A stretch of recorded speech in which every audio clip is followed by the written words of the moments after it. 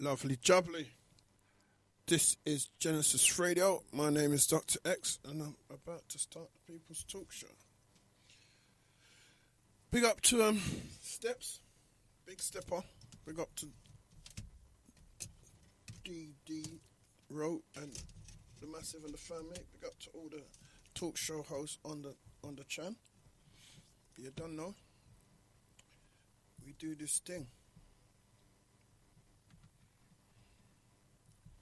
And we got to do this thing, because if we don't do this thing, it don't look like nobody else will do it. So, we're here. Trying to gather the bits and pieces that makes us us. And say, yeah. Oh, yeah. Oh, yeah. Things ain't what they used to be. Things ain't what they used to be. Oh, yeah, oh, yeah. Yeah, my man saying, I got loyalty and royalty inside my DNA, yeah? So, I'll just let you know that the reason why we do what we do is because we got that loyalty inside the DNA, innit? So, we're dealing with what's in the DNA. Some people don't have it in their DNA, you know what I'm saying? So, we've got a lot of people trying to act like it's in their DNA and it ain't. You know, they're actors, they're Hollywooding. I got this new term that I use a lot of time. It's called Hollywooding. Anytime you see the fake stuff and the wannabe stuff, you know what I'm saying? I've come to realise we've been solely and wholly influenced by Hollywood. And most times you got a lot of fake Hollywood DJs, you got a lot of fake Hollywood rappers, you got a lot of fake Hollywood actors, you know what I'm saying? Got fake Hollywood, speaking on behalf of black people shit and all that, you know what I'm saying? But they're Hollywooding, you know what I'm saying? Fake, you know what I'm saying? They're bringing you that stuff to try and to trick you into believing some shit that ain't even there, you understand? So when my man says I got loyalty, the reason I play this is because I don't really play a tune, but I just wanted to start the show off like that, because he says he's a soldier inside his DNA, and I'm saying this is me, and I got that soldiership shit inside my DNA. So you can't get me to talk that little easy stuff. You know what I mean? That's for another person who got academics inside their DNA. They got shit like that, the shit like that inside their DNA. They can say stuff that I just can't effing say, because they got academic inside there. You know what I mean? Like, I'm not a rapper, but you know what I mean? It's like, I'm not that guy, innit? I got soldier inside my DNA. So as old as I get, or as older as I get, I'll still be that soldier, innit? So the stuff that I do is never going to sit comfortable with academics, because we're not although we have the same race, we're not sharing the same DNA. You understand what I'm saying? Soldiers do soldier stuff. You know what I mean? Tailors do tailor stuff. Farmers do farmer stuff. Bakers do baker stuff. And because we've been enslaved and conquered by another race, you know what I mean, all this stuff has been mixed up. So people are faking, they're Hollywooding, you know, they're whoever they're supposed to be. They're Hollywooding it. You know, it's acting, they're playing a part, which this is why so many people are getting led astray. You understand? Because this ain't real. This ain't real. There's so much stuff that's going on that ain't real. Today I'm gonna talk about, you know, the term business, black business. You know what I'm saying? Just so that people for people who's on the same DNA wavelength, you know what I'm saying, can understand that I'm not knocking business or nothing like that. I'm just trying to explain it so that you don't get it twisted about what you're doing. You know what I'm saying? And don't let them fool you into thinking what you're doing is about, you know, your liberation, because it isn't. So I'm going to break down, you know, business, you know, black business, because, you know, I said about the term black business. What, you know, is there a difference between a black businessman and a white businessman? You know what I'm saying? And how do you define a black business anyway? So the number would be for today would be 07931 276 232. That's 07931 276 232. So anytime you get a minute, you know what I'm saying, we'll see what you got inside your DNA. Yeah? I got Kendrick Lamar. It's the album called Damn. the engine and it's like it. Good album, that. Use a bitch, or almost probably switch inside your Use a bitch, you know what I mean? And you most probably switch inside your DNA. You see the bitches and the snitches, it's in their DNA. They can't help it. So, you know what I'm saying? So forgive them, Lord, because they know not, you know, whatever Lord that is. You know, because they know not what they do. You got bitch inside your DNA. If you got bitch inside your DNA, you need to switch off right now because you're not going to like their stuff. See, my pedigree most definitely don't tolerate the front. See, my pedigree doesn't tolerate the front. You know what I'm saying? So my pedigree, so the DNA, so if you're got that DNA in you know what I mean? That sort of, you know, that rebel DNA, you know what I'm saying? The front end thing, the Hollywood thing, it doesn't work. You can't like, you know what I'm saying? This is DNA orientated. You know, this is no longer about fronting. You know what I'm saying? This is no longer about faking it. You know what I'm saying? This is not about that. You know what I'm saying? Because your DNA will tell you who you are. If you're some academic, you know, nothing's wrong with that. But don't front like you're some soldier. Don't front like you're in the battlefield. Yeah, you're on the sidelines. Yeah, you're doing the administrative work. And that's fine, not no wrong. You understand? But everybody ain't a soldier. Everybody ain't in this fight. You know what I'm saying? Some people are just academic in this thing. And you know, sometimes I use the word academic just to mean like, no, I really say one. But I'm not saying you don't need, because you absolutely do need the academics. What I am saying is, though, the reason why they're fearful of people like myself is because it's a comparison thing. You know what I'm saying? It's a comparison because you definitely need people to fight. You know what I'm saying? And some people don't want to fight. They want to pretend. They want to Hollywood like they're fighting. So they create a scenario where they can feel safe. And they say, oh, I'm fighting. You know what I mean? Because I'm doing it this way. Yeah, no, you're not. Come on, don't kid me, bro. You know what I'm saying? Yeah. Soldier's DNA. Soldier's DNA. Remember when I was talking years ago about, you know, you just heard him say this in 2017 when I was talking this thing over 10 years ago about what the damage that this, it's not hip hop as well. I don't believe it's hip hop. I believe it's gangster rap. You know what I'm saying? I don't believe that. I think, again, by having the white man at the helm and at the control of everything we do, they will dictate what it should be called and whatever. And it's not, definitely not hip hop. You know, it's just like having jazz. And then you have, you know, the evil. What comes after that is, you know, just soul jazz or jazz soul, and then jazz funk, and then R&B. You know what I'm saying? You know, there's evolutions of it. So how can Earth this? I want to kill niggers and I want to kill black people, and my mother's a bitch. How can that be hip hop when hip hop didn't start like that? So I'm saying it's an evolution of hip hop, quite clearly. But somebody else is controlling the black narrative. You know, there's spies and there's agents and there's turncoats and there's those that are being paid and being paid quite handsomely to drive around in jets like the preachers and all that like that, spreading the vileness that destroys their black community, yeah? So when you have somebody in control of your narrative, that means when you have somebody dictating, you know, how you should speak, what you should speak, and what you should talk about. And when you have somebody focusing on some of the worst aspects of your communities rather than the best aspect, you're going to get this negative narrative. This is the running talk throughout what we're doing. Like, people see us as, you know, criminals and because the narrative has been driven by our enemy or somebody who is pretending to be our friend but is really the enemy to the dark-skinned people of the world. Not just of America, not just of Africa, of the world, the dark-skinned people of the world. So when you talk about your DNA, you know what I'm saying, and what you're driving for and what you're striving for, you have to know, you know, we're a different set of people. A lot of you've given up. A lot of you've accepted your position and just want to work it through and survive, and that's fine.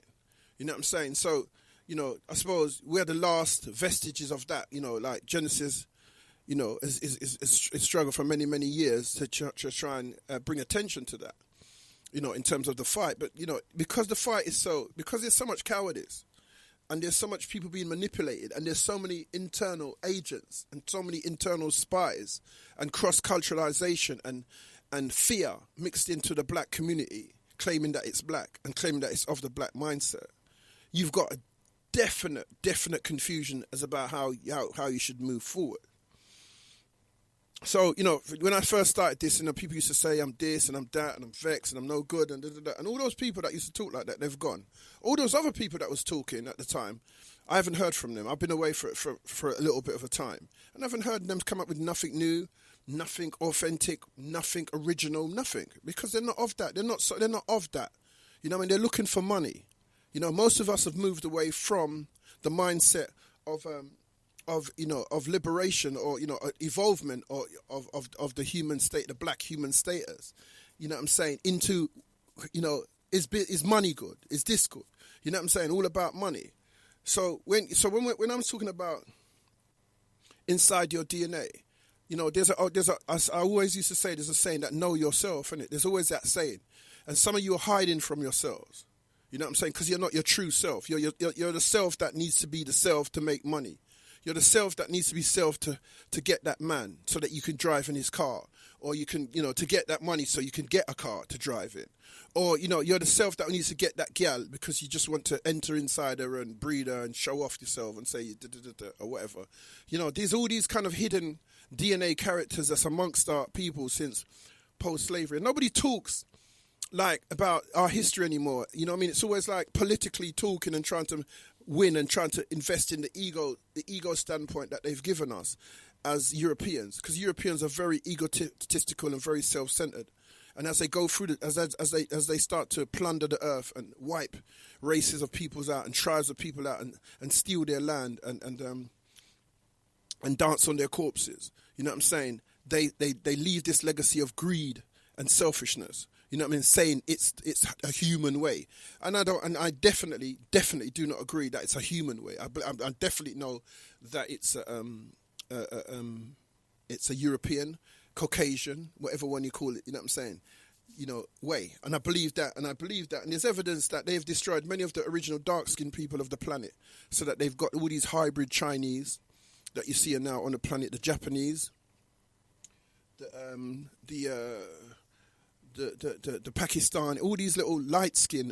When I say light skin, I mean white. These white Egyptians, they're Caucasian. They're not black Egyptians. They call themselves Egyptians. They call themselves Chinese, but they're not the original peoples. The Jews, who we know clearly, and there's depictions of them as being a brown skinned people, are now wholly and solely a white Caucasian skinned people.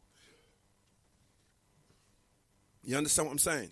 So we know that they've gone through Earth and they keep replacing people with their version. And their version is hideous.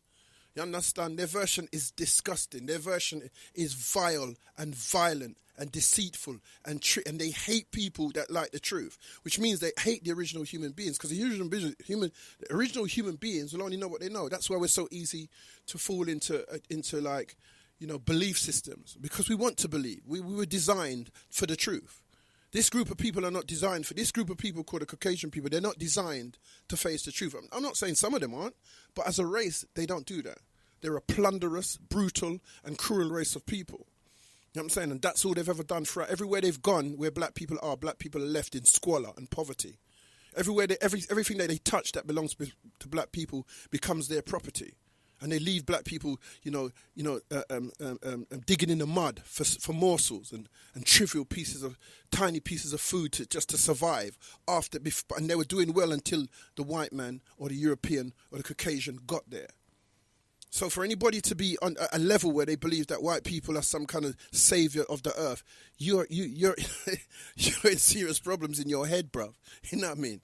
Yeah, or when I say bruv, it's a duality. Cause girls are called each other bruv, and you know what I'm saying, or brother. And we used to call girls bridge. We used to say my bridge, and it was a girl. So that's a unisex term now. Yeah, giving us the transgender thing I work. So when you hear me say brethren or brother, I'm just talking about the same sex. Yeah, that's where we're moving now. So don't get it twisted. I'm not talking all about just guys.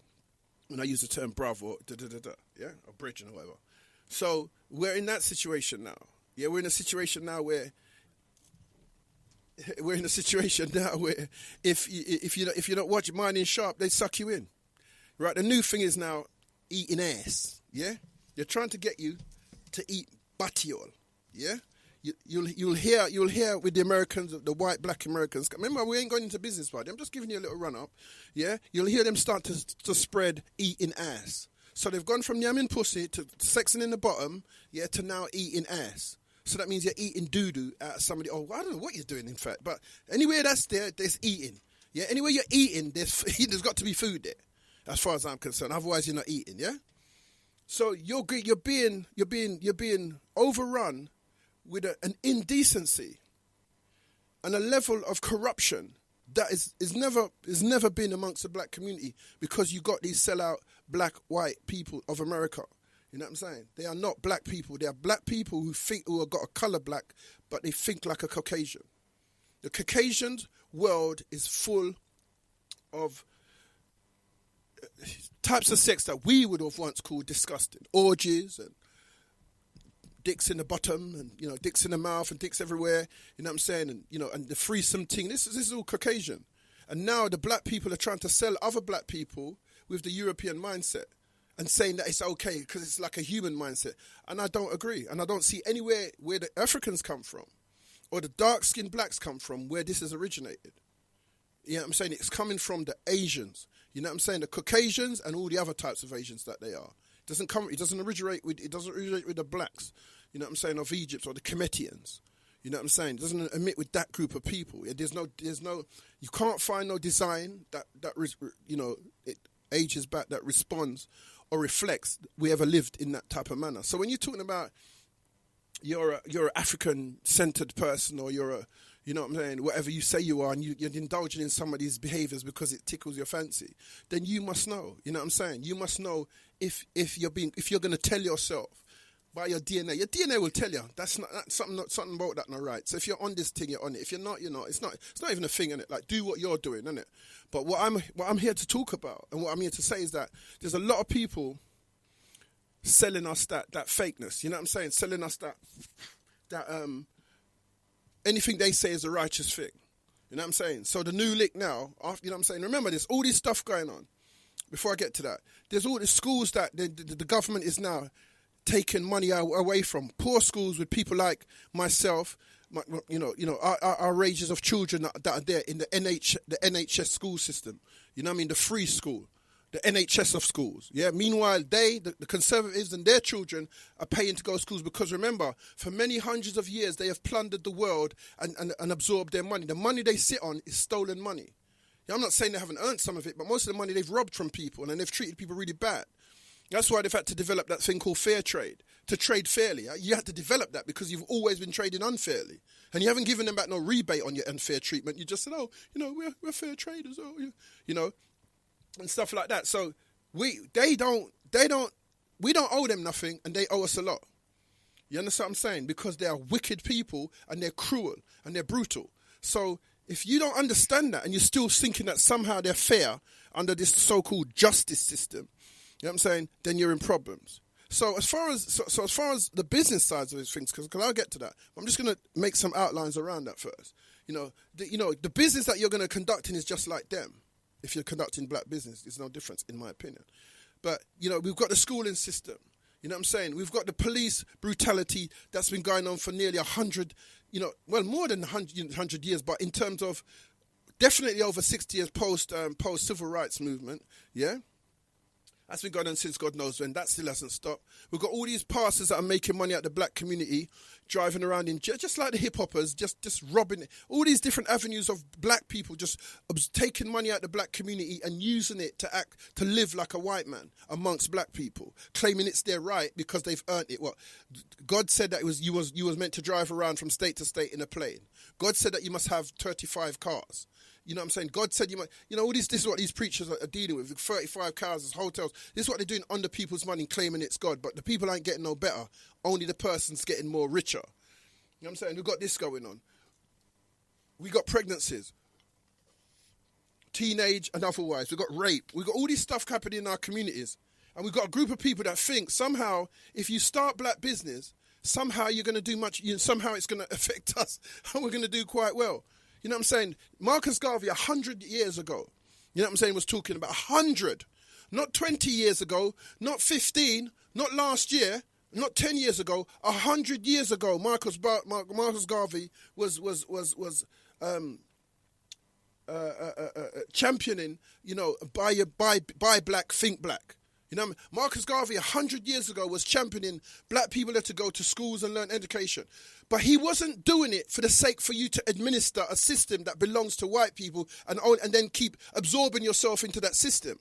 Because most of these sellout blacks who don't have that soldier DNA, they keep telling you that, you know, when people are going in to be Labour Party execs or Labour Party members or being members of the Senate or being mayors, they keep telling you that you're meant to be the mayor for everyone. But yet you only got there because your party was disenfranchised. You only got there because your mum and your dad used to live in ghettos. And they rose up by paying for you to go to school and whatever like that and stuff like that. So now instead of trying to fight for your right to be someone, we have gone in terms of a mixed race person anyway, whose mum was black. You know what I'm saying? Because as a sideline, I don't understand how a black man can have a white mum and call himself a black man. That just doesn't, to me, in my rationale, in my logic, you lot have lost me. Because you lot pick up and you're using smartphones and you're dumb. You know what I'm saying? Because I don't know how your logic says, my mum's white and I'm a black man. You know what I'm saying? I don't know how you're still living with that in the 21st century, claiming that you're smart, claiming that you went to school, claiming that you got Bachelor of Sciences, claiming that you got PhDs and Masters, and you're still living with that, a black man with a white mother is a black man. Anyway, that's a bit of a rant for me there. But you know what I'm saying? That part there, I'm lost. So when you're talking about these, you know, you're trying to develop as a people, and you're not looking at the rational and the logical sides of what you're actually trying to do. You're not looking at the rationality of where you're trying to go. You know what I mean? The 21st century. You've gone as high as the president, and you still ain't achieved nothing as a people. You're scared to even talk about transgender now and gays now because they've pushed you to the back. And then you're going to come and say the best thing for us to do is to put our money together economically. Are you dumb? You know what I mean? How dumb do we want to be now? You know what I'm saying? 100 years ago, Marcus Garvey was advocating this stuff. What the fuck you think you've been doing over the last 10 years or 5 or 3, thinking that somehow you're going to make a massive change by pooling your money together? The last time we tried shit like that, they burned the whole town down and bombed it. If you think white people are pleasant, then you haven't seen what they've done. You ain't been watching the news. Because remember what I said to you, that they're masters at deception. You know what I'm saying? They bought out all the media. The media is no longer honest and it's no longer free. They've bought out all the media. You understand what I'm saying? They own most of the media. You understand? So therefore, they put out the news they want you to have. They put out the news that they want you to listen to, not the real news. They murder and they pillage. You know what I mean? Libya was doing all right. He had a Gaddafi, a leader, whatever, whether you liked him or not. But he has the right to his own country. The Libyans are sitting down, they're doing whatever they were doing. He sent mercenaries over there, he sent his people over there, and now they're all over the world trying to find somewhere to eat a food, trying to get a breakfast in the morning. Because what America went and done something great for them was to rob them of their entire fucking city, so that he could go in there and rob them of their gold. Are you mad? So if America was doing better for Libya, how comes lots of Libyans now are living all abroad? How comes lots of them don't have nowhere to live, but Americans went there to help them? Is that how you help people? So if I came to your house as you're sitting there listening, and I said I'm coming to help you, and then the next thing you knew, 2 weeks later, you was out on the road pushing a Tesco basket with your clothes in there, would you have thought I helped you? How dumb can you be? How dumb can we be? Well, we're continually not understanding because we're scared. And what I'm trying to get into people's heads is that you're scared. Remember, I told you that, and remember that you're scared. Don't ever think that you're. Oh yes, do you know that Marcus, and talk and just on some talking thing. You know what I'm saying? Because you're not brave enough to do nothing. You're just brave enough, or you just have a mindset, whether you're male or female, to just talk. Oh, yes, and I think that, and the white man is and the what name, and the white man's the devil, and the whatever you want to bloody call him. Oh, you're a business that. I know my business that. Come wherever you want. But you're not going to do nothing, though. I can guarantee you that. You ain't going to do shit. That's what I can guarantee you. This is why I'm not liked in that sense, and I'm not heralded in any sense, because I'm saying I'm not going to give you all of that. Why would I give you that? That's somebody who's Hollywood. I'm not Hollywood. This is not a game. This is not a picture. I'm not looking to make money off how many people I can sell. You know what I'm saying? I don't rinse. I've got untold material. I don't rinse the internet with my material in order to sell myself. After I'm a slave. You know what I'm saying? I'm not trying to sell myself. You know what I'm saying? I'm not product. I'm a person. You know what I'm saying? I'm not selling myself to nobody. And if you're happy to do that, knock yourself out, innit? I'm not saying you shouldn't do that. I'm not doing it. That's all I'm saying. You know what I'm saying? Everybody must do what they think is good, but then to do it and then claim that you're down for this, you're down for a revolution or you're down for this thing, you're chatting shit. You're not on down for this thing. You're doing, and that's cool. Nothing wrong, for do what you're doing, DJ, singer, play games, whatever you do it. But don't do it and then say that you're doing it for the goodness of other people, or you're doing it for the good. You're doing it because that's what you want to do. You know what I'm saying? You're not doing it. You're doing it because you want to make money. You're doing it because you want to feed into your ego, and you're not doing it for the people. Then you understand what I'm saying? Because doing it for your people requires sacrifice. It doesn't require making money. You know what I'm saying? If Fidel Castro was about making money, he wouldn't have made Cuba free. You know what I'm saying? He would have been there living in some big, driving some big car around town and having the most bitches, like the niggers would have done. Yeah, bitches. Your mum's a bitch, nigga. You know what I'm saying? That's what you have to remember. Every time you call a girl a bitch and refer to it, remember your mum's a bitch. Yeah, because that's what you call women. So if women are bitches, then your mother is a bitch. You understand what I'm saying? These little dunts, I know I'm going to go off because you know me. If you know, the people that don't know me won't understand me because you want a particular format that I don't fit. You know what I'm saying? And I've had this over many years. There's this type of person that wants to listen to a type of format that they're so used to by virtue of the Western idea or just by virtue of their DNA. I don't fit that. Because I'll go off, I'll be on the subject, and then I'll just find an avenue, and I'll be in that avenue for a minute. You know what I'm saying? So I have to make people know that I'm aware that I do that, and it's nothing wrong with it. It's just that you can't manage. You know what I'm saying? If you can't manage, then and you want to give me the white man version of how to do it, then I know you're a business that, because I can guarantee you that, Hannibal, the comedian Hannibal is different from the comedian Chris Rock. I can guarantee that Tony Blair's different from a politician, different from the politician Donald Trump. Donald Trump's different from the politician Reagan. You can't all be the same. You all want what you want, but remember, I'm not that guy. So I told you from the beginning of the show, if you're some person that's stuck in your ways and your thinking, you need to find another place to listen to. This ain't the place for you. And I'm cool with that. If I've got 10 listeners that's on point, then they're on point, because I know it's all a madness. I do understand that, but we'll get into that a little bit later down in the program. You know what I'm saying? Where was I? Yeah, so when we talk, that's me going off again. When we go, I have to do this because I have to have so much, like avenues of concentration and avenues of focus when I'm talking, because you all narrow it down to one piece and you can't open it up. And so when I open it up, sometimes I can lose my train because I get deep into another one. So bear with me. But as I was saying, the way we're living, you know what I'm saying, and what we're dealing with is not helping our situation. The way we're living and what we're dealing with isn't putting us back to anywhere. You know what I'm saying? All of this stuff, 20 years. I remember, going back a bit, when I was on Genesis in 1998, 1999, and I used to play a lot of English music. We used to talk in Cockney and da-da-da-da, you know what I'm saying? And I used to say, why is, for 10 years between, say, from the start of hip hop, you know what I'm saying, till about I think about the 2003, 4. Yeah, most artists were, we never had a hit, but most of the artists for over 10 years, most of the English black artists was trying to rap in American, because remember, it's Hollywood. They're trying to Hollywood out this thing.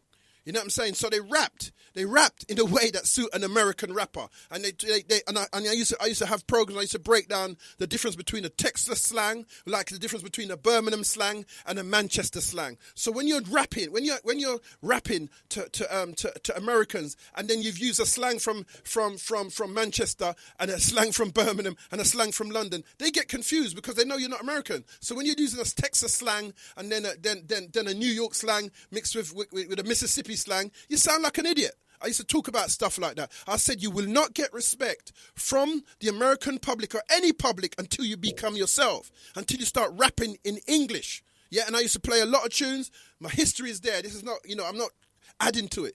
I used to play a lot of tunes. I brought back one guy that was Silent Eclipse. I started to play his tunes again and people start to get re-interested. We had Jack Jones from Lewisham and a whole bunch of little youth man them that was on this thing. We, was trying to push it. But we was too, at that time, it was too little. and the resistance from our community was very, very high. That time choice hadn't shown itself to be, a viable investment, because that's all white people are interested in.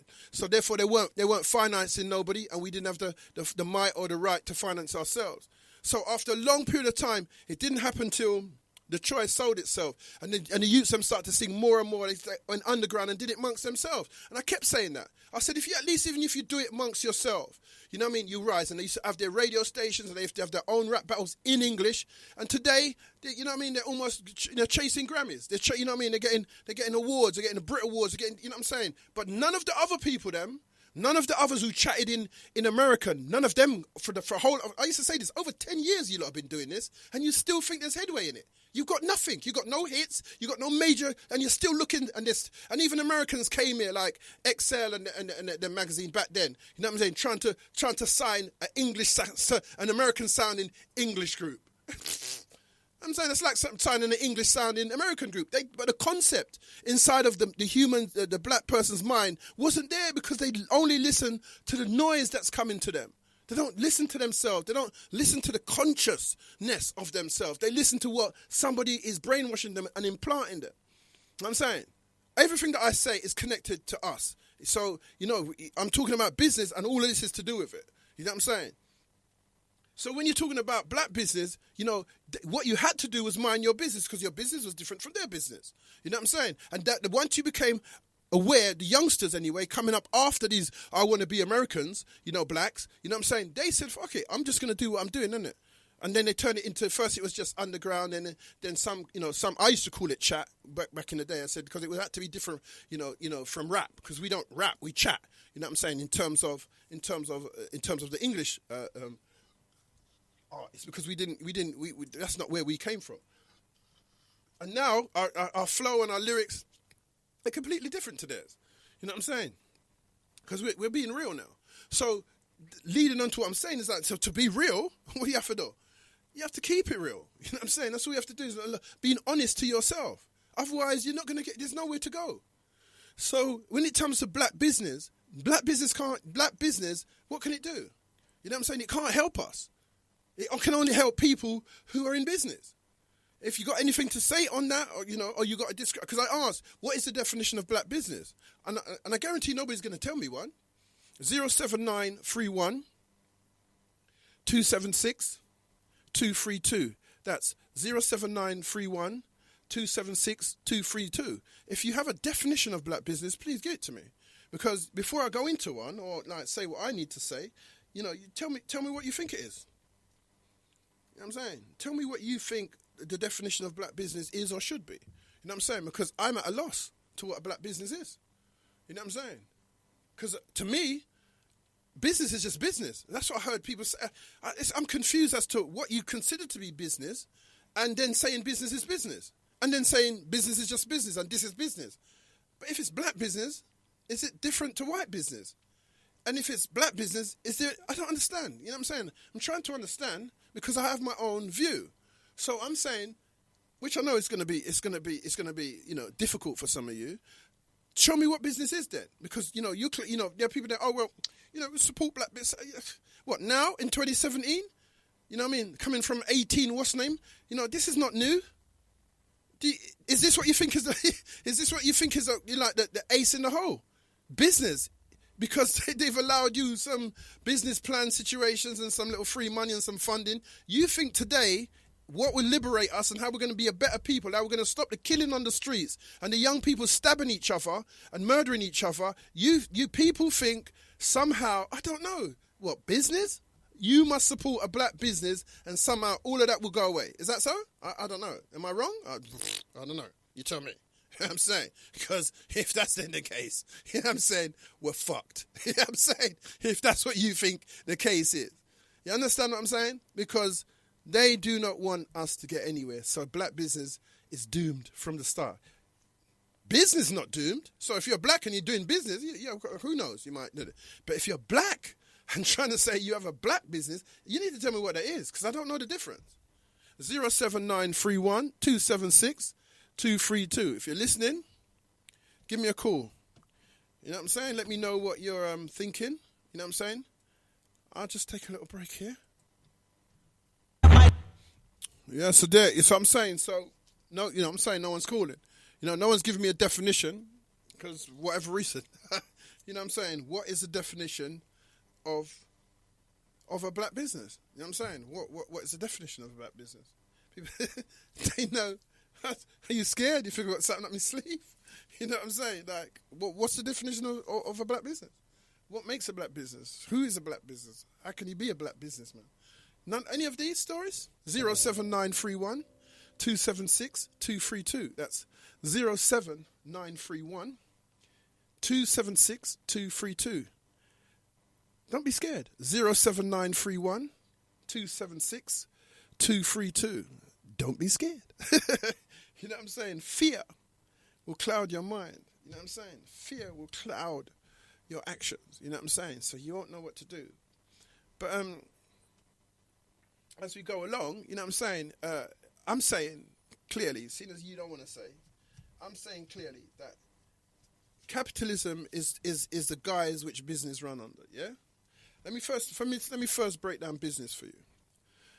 And remember, I'm not using tell lie vision or, you know what I'm saying, or livication or, you know what I'm saying, you know, don't say I'm going to dye my hair, say I'm going to live my hair or some shit like that. You know what I mean? I'm not living any kind of reverse psychology or nothing when I'm breaking stuff down. I'm doing with what is at hand, what everybody can use and why it's there. I didn't create it. It's not special to me. It's it's in the reference books, you know, where I'm breaking stuff down. So unless it's not, then I'll say it's not. You know what I'm saying? When it's just my own opinion. So the word business comes from two words. You know what I'm saying? It's not a word that was created by itself for itself. It's an adjective, an adjective and a suffix. That's what business is made up of. Nothing to do with me, nothing to do with anything I'm making up. That's how it's built, yeah? The etymology meaning the start of the word, the beginning of the word, how the word was created, that's how it was started. So the word is busy, which is the first part, which is the adjective, and the word ness, which means of that thing. You know what I'm saying? Further description of that thing, yeah? So busyness, that's what business means. You say business, but it's like saying busyness, yeah? So busyness is what you're busy with. So anything can be your business. Like people said to you, like, you'll try to talk and they'll say, mind your own business, mind your own business. So that was before the term business became a marketing term and became a profitable term, right? So quite clearly then, as people know socially, that the term business means something that you are busy with. You know what I'm saying? And that's how the word's built up. But British and capitalism under, you know, business is what they're busy with. Which is an exploitation of the masses. Capitalism, you know what I'm saying, is an exploitation of the masses. One, it's about private ownership, yeah? As I said again, this is their directives, not mine. You know what I'm saying? It's about private ownership for profit. Yeah, so if there's some water that's running through your land for free, which they've done to the Indians and what they do to the you know, oil's running through your land, they go in there, they beat you up, they take it and then say, well, we're selling it. You say, but where's my money? It's coming through my land. Shut up, man. You know, all right, I'll give you a penny. But yeah, but you're making over £100,000 per litre. Yeah, but you know, you should be all right with $1 per litre. You know what I'm saying? That's what capitalism is. If you think it's any different, then you need to tell me. If you think there's anything different in the execution of capitalism, then you need to tell me. Yeah? Capitalism is purely exploitation of the poor and purely exploitation of those who lack the viciousness, the violence, or the army, or the weaponry to control someone else. That's what capitalism is. So even though you have these guys going, they're only backed by armies and the British government, and they're not backed by just pure, unadulterated thought. It's not pure and clean thought. It's a mechanism that's coming to play through deceit, treachery, war, you know, murder, homicide, whatever you want to call it, rape, you know what I mean, stealing, robbery, resource hogging, all kinds of stuff that never belonged to them in the first place. And they were not fair in the distribution of this resource, and as you know, history records this. So capitalism does not have any roots in anything good. Right, now, all business come under capitalism, especially in the West. You You know what I'm saying? They're having a problem with the Muslims because the Muslims, a part of their business ethic is to give interest-free, lend your brethren money and don't ask for no. We do that anyway. You know what I'm saying? They're trying to rob you of all that. They're trying to rob you of any notion of being human and then saying we're all human when you're being such a demon and you're acting in such a self-centered and selfish way. Oh, I got to get some me time. It's about me. Yeah, it's about me. Me. Yeah. Yeah, me. And somehow, there's not enough about you, so it's me. Yeah, me. Like, what should I do? Yeah, me. Yeah, what about me? Yeah, me. You're having children, then you want me. You're with your man, but you want me. You're confused. If you want me, stay by yourself. You know what I'm saying? If you want me, then let your man know while you're having the togetherness. Say, I still want me. I still want me. I need to know me, and that's fine. But you're lying. You're Hollywooding this thing. Yeah, a lot of you are fakes. You know what I'm saying? So the system that business is run under is capitalism. It's economic and it's political. You know what I mean? So how do you, as a black businessman who's been underpinned, has been subjugated, has been oppressed, has been worn down, has been crushed to the ground by a system, economic and political, how would you then going to use that to free your people? I don't know how you're going to do that. You know what I'm saying? Magic? You know what? Our voodoo, what are you going to use? Because you're not going to use economic system because it's already set. You're not going to use a political system because it's set under capitalism. You know what I'm saying? So the people, and all the people them that are private owners are the people that will rob you. Or have robbed you, or families or armies of families of people that have gone into other countries and robbed them. So the lead, you got men with 400 billion. You got men with money that is uncountable in almost. If you was to count a money per day, each day, you wouldn't be able to count it in a lifetime. This is the type of money men have. Not because they're so smart and they're supermen and they're superhuman and they got wings and they can fly through the sky or they got such great brains, because they're wicked. Because black people stop using that term as well, like wicked and cruel, because they don't realise, or if they do realise, they're scared to admit, because they want to keep their jobs. It's just a modern day form of slavery. It's a less, it evolved, less brutal, but brutal nonetheless. It's a form of slavery. You know what I'm saying? It's just that you're not feeling stress and all the bleeding of your arteries and cancer and depression and anxiety and violent reactions and short temper. Is the same type of brutality that they've got. Instead of advancing human beings, they're letting you suffer. You know what I'm saying? So when you're dealing with private enterprise and private ownership, you're not dealing with good people. You're dealing with greedy people. And that's what business is. It's mostly about greed. If you're dealing with people that minding their own business, that's something totally different. If you're dealing with market systems, you know what I'm saying, the free market, and it's not free. How's it free? You know what I'm saying? Right now, nothing ever goes down. I've done this before. I've made these lectures before. You've got bread gone up, everything gone up, water gone up. They've got a form of water that's recycled water that you shit in, and then you recycle it back through the pumps and you drink it. You know what I'm saying? So now, instead of creating clean water with the grillions and centillion, fenfillion millions that they got, they'd rather hug it up, sit on it. Meanwhile, we drink water from a plastic bottle that has hormones in it, that is feminizing men. You know what I'm saying? And masculizing women. You know what I'm saying? They'd rather you drink that, you know what I'm saying, than to upgrade, because it's all about, because they're all hogging the money. You got one set of people with shares in the water industry, another set of people with shares with the industry, and that's what they're going to do throughout Earth until there's no Earth left, until Earth is just an ash. It's just a ball of ash where they've robbed everybody and they've killed everything they can, everything human, everything organic. They're going to murder it off over the time as time goes on. And a lot of you are not going to be able to listen to this or hear this because you're scared and you don't want to believe it, because you'd rather believe that Jesus is going to come and save us all, and it's fine. You know what I'm saying? So now that I've told you about that, capitalism, tell me what system that a black business is going to operate under to be black. That's it. Other than, because as I said before, business is just business as far as I'm concerned. You know what I'm saying? I'm going to get into it further down, but business is just business. So you show me, after I've just told you about what capitalism is, I've told you what business is, what you're busy with. I've told you what capitalism is, which is a social and economic system that you operate your business under. You can't create your own one at the present moment anyway. And there's nobody creating their own system of economic and political management of money in terms of a black business. So what makes you different from a white man? What makes your business and your mindset no less wicked than the wicked them? And the people that have robbed other people. Let's look at a thing from that. Even like I hear a lot of Nigerians and Africans talk about, oh, I'm an African and I'm a proud African and all that. But yeah, you're all over the place. You know, you got thousands, millions of you in England. You know what I'm saying? You got thousands all over the world. They're in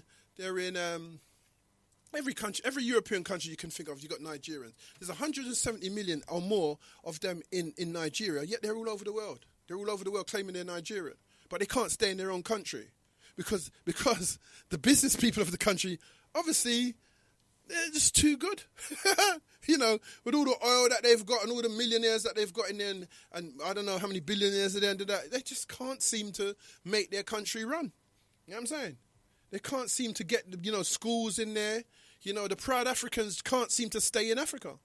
You know what I'm saying? They come here broke. They come here, begging for shit. You know what I mean? Not even they're beggars and that. Just, I mean, like the same, like, or most people that come in trying to jump on the system and get stuff for free when all this money is invested into the country. They've got hundreds of millionaires. They've got people who got oil millionaires. They're like, oh, yeah. And they're proud to say, oh, we've got one of the richest women in the country. All this money in your country still, and you're still all over the world. Japan, everywhere part of the world, you're leaving your country in droves and claiming that you're proud Nigerians. You know what I'm saying? Most proud Americans are in America. You know what I'm saying? I'm proud to be American, but they're usually in America when they're saying that. You know what I'm saying? They're never usually abroad. And if they are, they're in a very, very, very advantageous position. They're not in a sort of like, I'm begging for home, I'm begging for this, you know what I'm saying? Can you help me out? They're not in that position. They've come here to offer something. You know what I'm saying? Not just their job, but they're not, asking for this, that, and the other. They're saying, I'm the leader of this. I'm going to run this, or da-da-da-da. I've got my own business, and da-da-da. That kind of thing. So if you're a proud Australian or whatever, the only people that can run around like that is the Europeans who can go any bloody where because they're European and they're conquerors. We are not conquerors. So, again, I'm not knocking them. I'm not saying, I'm just trying to show this is the reality. Whether you like it or not. The Jamaicans, they came here. They was asked to come here. But they come from we've got names like John and Tom. You know what I'm saying? Thomas and, Delroy and Leroy and James and Davis and I'm saying Mills and you know what I'm saying, and Taylor and all these names, they're all British names. So there's Scottish names, MacDonald and all that. This is the black people of the Chinese island of the Caribbean islands, and those of the other islands like Martinique and all that, and Lucia have French names like Jacques, just in Jaqueues. You know what I'm saying? And funny names like Martinez, and I don't know, wherever there's a mix, you know what I'm saying? But not African names in terms of where they were imported to Jamaica or imported to the Caribbean. See? So as far as that's concerned, I don't know, where really are gone. You know what I'm saying? Because we're all a part of this thing. We're all coming here for a reason to make money. And we're all proud to be Jamaicans. We're all proud to be Nigerians. We're all proud to be Ghanaians. We're all proud to be all these stuff. And yet, we're just living as if we're white.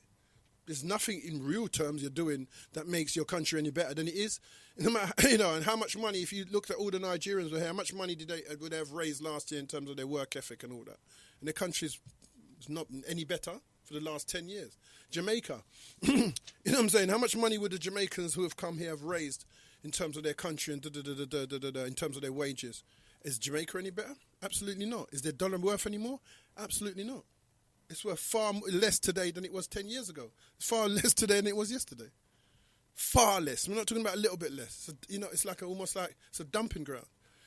And people that, and they're going crazy now, with all this kind of like sex dancing, all this sex act that they're doing and calling it dancing. It's like they've lost their mind. So where are we going? You know what I'm saying? Where is this business? Where's this business you lot are talking about? You know what I'm saying? That only just reflects a white man's business, a white capitalist business. You know what I'm saying? What defines a black business? You know what I'm saying? I don't understand what defines a black business. If a white man can sell black property, is he running a black business? black property. Sorry. Well, yeah, black property in a sense. You know what I'm saying? If a white man's selling oil from Africa, is he conducting black business? I don't know. You know what I'm saying? If an Asian man is selling hair products that only black people buy, is he running a black business? You know what I mean? Or is a black businessman just a businessman who's black? Or is a black businessman a businessman who's black but sells only black stuff for black people? Or is a businessman a black man who just sells stuff but he's black? You understand what I'm saying? What's the definition? You know what I'm saying? Nobody has it, because all you're doing is you're buying into a system. You know what I'm saying? People are saying, oh, we've got to learn about the stock market. Oh, really? Okay, interesting. Now that's going to help, right? Okay, good. We've got to learn about,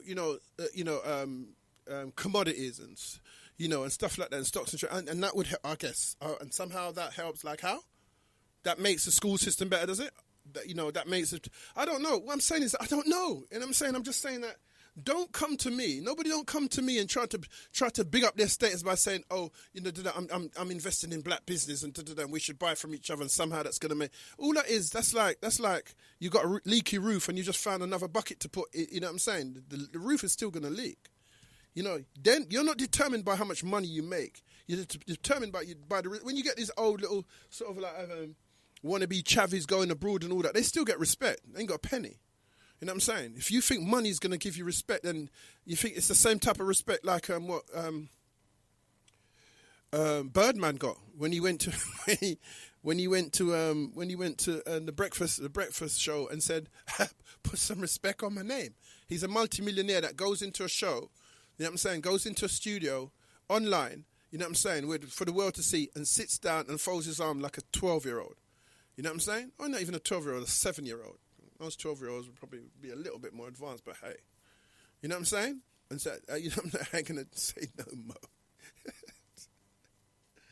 No writ, he's a multi-millionaire. Yeah, no writ, no law dispute, no dispute within law, no physical violence, no actual violence, no movement, just a tantrum that became sort of a laughing stock of the internet for a little bit. Put some respect on my name. You know what I'm saying? I ain't gonna say that no mo. Everybody just found that was hilarious. Now, if Tony Blair had done that, he's a multi-millionaire. All right, let's not even look at him. If Richard Branson done that, he's a multi-millionaire. If I don't know, I could just go on and on and on. He would just be. They would be so vilified, you know what I'm saying? So, you're an idiot thrown to the waste, you know what I'm saying? But only in the black community, a businessman, because he's a black businessman, can go into a studio, because that's what he's doing. He's selling black music to black people, and then fold his arms and say, I'm not going to take this no mo. You understand? That's what's going to happen to him. Now, all I'm saying is this. If you claim, or if you think in your wildest, your wildest of dreams, something is happening good, you're out of your effing mind. Yeah, you're losing it. You understand what I'm saying? You have not a clue.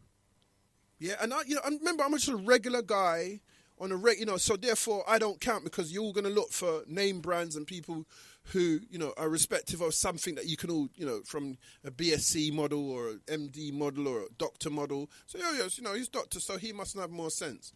You know what I mean? Remember, one of the third most biggest killers of people in America is the doctors, the MDs, yeah? You know what I mean? Other than cancer and I think something else, doctors are one of the highest killers of human beings, yeah? And the medications that they give out in America, yeah? So you stay there thinking that's where you must go and listen. I'm not saying they don't have nothing to say, because they do. But to rely solely on them in terms of their information, in terms of, how they break stuff down based upon a system that is designed, and they're not rebels, the system that is designed to control you and break you. I wouldn't necessarily think that, you know what I'm saying, that is the best model. I've looked at, as another sidebar, I've looked at supremacy. I had a message from someone today, in the week, and we're talking about supremacy. I'm saying, if in the 21st century you're still saying white supremacy, yeah, I concede that you're still stupid. You know what I'm saying? That's what I would concede. Because if you are not growing, you know what I'm saying, in the 21st century, if you're not still learning in the 21st century, if you're not moving on in the 21st century, then I don't give a shit. Because I'm obviously, it doesn't matter about what I think. But if that's what you think, you're still using that term, then I can see that you're one of them. You're not one of us. You understand what I'm saying? Because you don't want to fight. Because that word, supreme, is an excellent word. It's a word of excellence. White people don't practice excellence. They practice robbery, rape, pillage, brutality, racial bias, prejudice, racism. That's what they do. How's that supreme? How can a white man be a white supremacist? Because one of your doctors, Dr. Frances Cress Welsing, said it, so all of a sudden she's got to be your God for the word from here on in, and you just like a parrot repeat the word, not understanding the social implications and the social connotations of the word supreme, which is what supremacist, it means of that.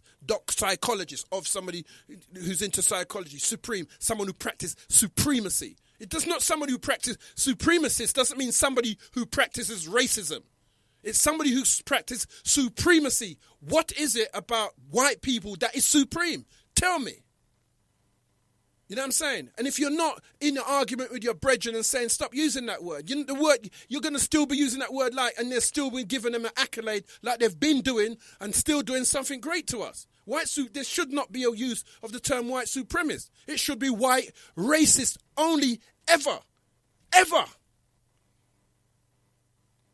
You understand? There should be no other word to use when you talk about people who have destroyed a race of people so that they could live high on the hog, for want of a better word. Who oppress, murder, kill, rape, sodomize, imprison, and enslave their children and call them supremists. I don't know, you dumb. You know what I'm saying? This is the fear that a lot of you have, you little farmer types who are trying to be rebels. You little, baker types. And I'm not knocking you. I'm just saying, don't Hollywood out this thing. You're not on this thing. Listen to the ones who are the soldiers. You know what I mean? Not the ones who are playing Hollywood and pretending like they're soldiers and trying to style it so they can earn more money and live in a better house and move away from the ghettos. Not them people. No, if you live somewhere, you ain't going to want to move into a ghetto. But if you're in one, that's where that's where you are. That's where you're from. I'm saying, hundreds of years have gone and we still got ghettos. How many people have you heard, black or otherwise, talk about it's time to close down the ghettos? They can't even manage them fucking selves, let alone close down a ghetto. It's always build a school in Africa. They can't manage this thing. It's beyond them. So, when we're talking about business, you have no idea what a black business is. Oh, we're going to just do business. If you're going to do business, then expect to be exploited by a black man just like a white man. Are you dumb? So what's the difference between a white man and a black man under a capitalist system? There's none. So why would I need, I'm a business myself. I don't need to have a corporation. My name is what my name is, and I'm busy with me. You understand? I'm busy with me, my family, or whatever the case may be, my brother, my sister, whoever, my friend. I'm busy with that. That's my business. That's my business. So if I don't want to spend my break with that man who's 2 teeth or his shop stinks, I don't care what colour he is. If I don't want to go in there, he could be blacker than the ace of spades. I ain't going in there. You understand what I'm saying? Because if he's selling something that I can get the Pakistani man for £7, and he's selling it for £17, I must spend it with him because he's a colour of him like me. Are you dumb? How do I answer this again? I've forgotten how to answer the phone. Hello? I don't know what done.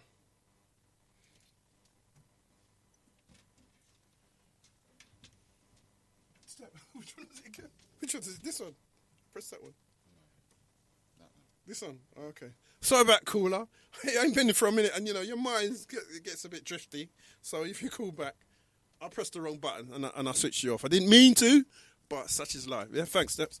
So, what was I saying? Yeah, so as a business, remember, each and everybody's busy. So when a woman's on a welfare, yeah, and they're going on TV, what you need to do is buy some broccoli and some sprigs and some broccoli and some rere, and that doesn't last a week till her next check. And she has to, instead of buying a bottle of water, she has to try and buy the bottle of water from the tap. You know what I'm saying? Drink the water from the tap and try and boil it or something like that, and then make out juice with some fizzy drink. You're going to say that something's wrong with her.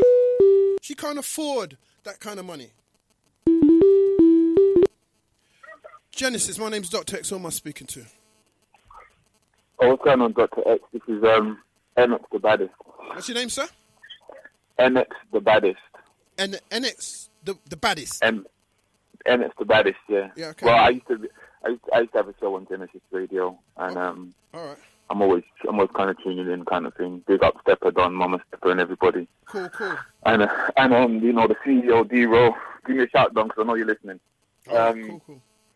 Yeah, I just wanted to. I'm listening at home, and just kind of a couple of things I agree, a couple of things I don't agree with, but you're 110% right in terms of that whole term, white supremacy. Me personally, I don't know why people even use it. When you look at the word, it doesn't even make sense. I've never met a white man that's more supreme than myself. Never. And it doesn't matter. It doesn't matter how much millions he's had. Absolutely. Never met one. Do you understand what I'm saying? And why we use this word, and we don't even realize as black people. And it's not even. I'm not even going to say we. Some people don't realize the damage that we do. We shouldn't even teach these words to our children. Our children should never know the word white supremacy. Absolutely. And you 100% hit the nail on the head when you opened up the when you said Dr. Francis Cress Welsing. And it's almost we live in a system in a place right now, 2017, where you can't even question these kind of names, but we have to. Because you have to kind of think, well, why did this woman come up with this term? Yeah, why did she come up with this term? Because this term has served us no purpose. Since 1990 or 1991, whenever she wrote that thesis, whatever she wrote, since then, what benefit? How we benefited? Us understanding for the millions of people that probably bought a book that read the Decoloring the Code or whatever it's called, the ISIS papers. How have we benefited? How have they benefited? Absolutely. They haven't. We're still losing. It's just you know what I mean? Yeah, it's just an academic pursuit, isn't it? In a sense, yeah. It's not really. It's not a revolutionary pursuit. It's not a meaningful. Of course not. Of course not. It doesn't make sense. Break down the word white supremacy. Supremacy means supreme. Like I said in it. I mean, me personally, I live by a code. I am better than no man in this world, but no man is better than me. So how can anybody be more supreme than I am? I don't know. It confuses me. Right, but somebody can be richer than you, though, can't they? Yeah, of course you can. And can they be taller than you? Of course they can be taller than me. Can they be shorter than you? Of course they can. You see what I'm saying? There's so much things they can be. They can, of course. Yeah. But to be more supreme than I am, how do they they do that? To be worth more on this planet than I am, I don't think so, pal. I've never met a person who deserves more air than I do. But also, because the reality of the sorry to cut you, thing, but the reality of the situation, because if it came down to it, I'm putting my money on myself for this air. Yeah? Me versus you, I'm putting money on myself for this air because I want this air more than you do. And you know, and often and I'm not here preaching no war or anything like that, but we have to see this we see this in society all the time. People fighting over who is more supreme than other. Do you get what I'm saying, King? Yeah, right. Okay. So what we're talking about then is something that's measurable. So when you have a I think supreme. It's a describing word, so it's a noun, isn't it? So, or maybe it's a bit of both. But anyway, when you have a description, so you say, who's the fastest runner on the planet in 2017? In 2017, I don't know, something like Usain Bolt probably. Right, okay. Tested. So measurably, only because there is a measure that says Olympic Games or Commonwealth Games or that measures, in a unilateral way that measures him in that community, that world community, isn't it? Yeah, of course. But if your brother can run faster than him, he doesn't count. Yeah. There's no real way. You're not gonna know about Steve down the road that can do 100 meters in what's it called in 5 seconds because Steve's not being running measured. from cops. Yeah. You understand what I'm saying? So, you know what I mean? So what we're asking is for is what measurement are you using when you're calling white people supreme? Show me the measurement. Show me what you've done over the past 1,000 years that makes sure that I can be clear that we're talking about a supreme race or a race that seeks itself as supreme, and these are the reasons why. Well, the interesting thing is, I was debating with somebody this week. So this term white supremacy came across the table again. I said, look, I don't believe in that nonsense. And so what they said to me was, well, you show me how the black man is better than white people politically, financially, economically, and technologically. So I said, this is the problem that we have as black people. Why we use white people's parameters to define our own existence is ridiculous. What I mean by that is why if a white man's winning in finance, political, and technological, so bloody what? That's his scale. My scale is who's doing less damage to the planet, who is more about this earth than me, and who's more spiritual, yeah. And when I look at those factors, black people are winning hands down. So if we were to focus on our own parameters, forget whatever they're saying in terms of who what makes you powerful, blah blah blah. And I'm not saying to be blind to that, but let's forget about that. We count ourselves, we call ourselves men and a community by our own standards. Then we start forgetting about what they're talking about, because they don't win in that. They don't win in that way of if those things are counted. Do you get what I'm saying? Absolutely. They don't win in that. But But the problem is that we are too. And again, you hit the nail on the head, because again, it's this American way of thinking. You get what I'm saying? That's how I see it anyway. American ways of thinking, which is why we just swallow this Neely Fuller, this anybody that says anything. And you know what? You get what I'm saying? But they're more white. A lot of them are white blacks. 21st century, in 2017, I've come to realize for myself that a lot of Americans are like white people.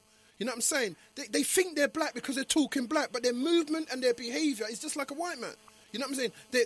Their rituals are whiteified, but they didn't talk about, the black this and the black that. They move around white circles. They want to be this, almost some of them to a point conservative. They got no real relaxation, and if they got relaxation, they got the ghetto type. You know what I'm saying? So we have a problem describing who are trying to work for the liberation. There's a difference between who's trying to absorb themselves in the system.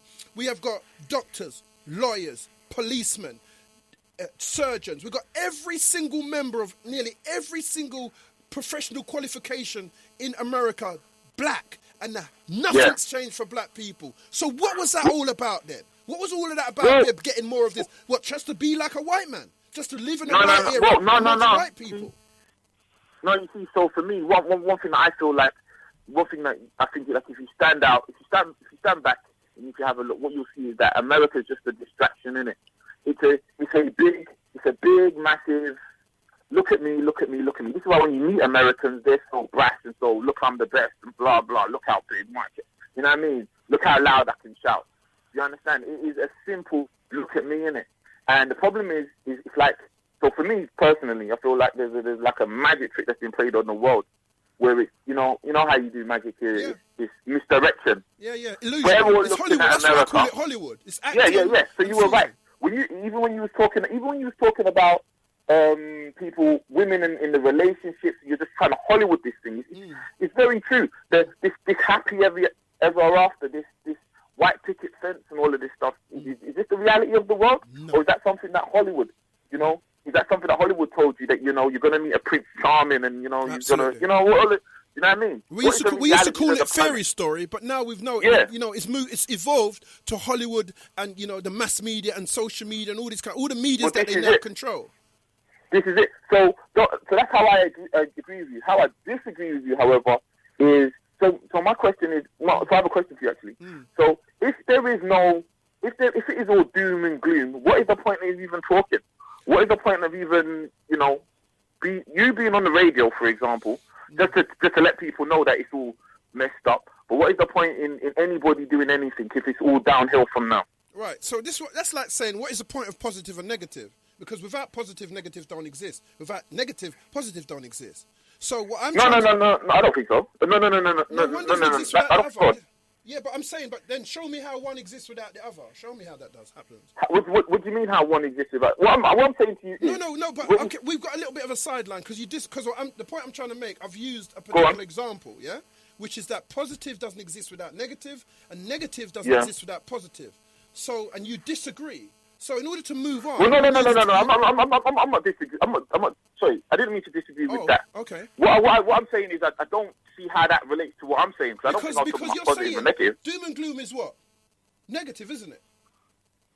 Yeah. So I'm saying that, and I've said this before because probably... It's subjective. Go on. Right, okay, but it's still negative, yeah? It's all right. The popular opinion. Remember, we've got our own personal opinion, and we're working with the popular view. The popular view is negative, right?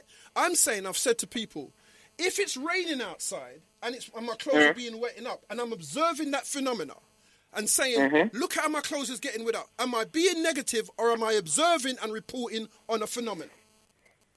Well, you're observing and what? Okay. Well, what you're doing should I add to a phenomena? Should I say, it's raining, but later on it's going to stop, and that makes the whole situation better? Does it? Or does my report? No. So what you're doing is you're reporting on it, but it's the subjectiveness of what you're saying. So, for example, to one person, it raining outside is a terrible thing, but to another person, it raining outside is a beautiful thing. What's happening? You just reported that it's just raining. Right. Exactly. That's what you've done. Exactly. But it depends. It simply depends on who you are and what that means to you. So this is what I was kind of saying. That's your answer to your own question, then, aren't you? No. In terms of doom and gloom. So my demise may bring pleasure to somebody. Do you get what I'm saying? But it's not going to bring pleasure to me. You get what I'm saying? Yeah, but I hear what you're saying. This is what I'm saying to you. Like, you've just answered your own question. I'm reporting on a phenomena. So then what happens is that the person on the other end of what I'm reporting decides for themselves which one I'm reporting on. If they like the rain, they'll say, what's he chatting about? The rain is good. If they don't like the rain, they'll say, oh yeah, it's true, innit? Look, it's freaking rain. You know what I'm saying? I have no power over that. But if I'm then saying, oh, you're all gonna die, and it's all doom and gloom, and you're all gonna die, and then that's to me, you can argue that because I wouldn't know. But what I do know is I'm reporting on a phenomena that I see, and it's subjective. Yes, it is subjective, but it's still it's what I'm seeing. You understand what I'm saying? No, all right. So what your report is, okay. So your report, things aren't working out there, but what you're going on to say is that nothing will work. So that is you adding his tone to the conversation, to the report. You get what I'm saying? That's why my question is still valid. If you don't see that there's a brighter tomorrow, what's the point of even talking? Just to report. Yeah, but you can't say, that's like saying, you can't say there's not a point because you disagree, you find it difficult to manage. There's always a point because I'm in existence. There's never not a point. Sometimes people they say to him, like, look at him, he's at home sitting up, cocking up his foot. You know what I'm saying? And to somebody else, it's like, he's lazy. But that guy has got a nervous disposition. And if he pressures his body too much, he becomes somebody very irritable and short of temper. But to you looking at him, let me finish, to you looking at him, you think he's being lazy. So my point is that whatever you feel is what you have to feel, which is what I said in the earlier part of the program. I can't help how you feel. You can't say there's no point because at the moment, people stop me in the street, they argue the point, they argue with their friends in order to further the argument. I don't believe I'm that guy to come I'm not looking to save no one. I'm not looking to profit off no one. You know what I'm saying? I'm looking to get a different eye because that's the way I see the world. Some people agree and some people don't. So, and Genesis has been a place to help a lot of people see the world in a different way. You see what I'm saying? So whether it doesn't help it doesn't help A, but it helps B. C's a bit blinded to it, and D doesn't want to listen to me at all. And that's how life is always going to be, no matter what you do.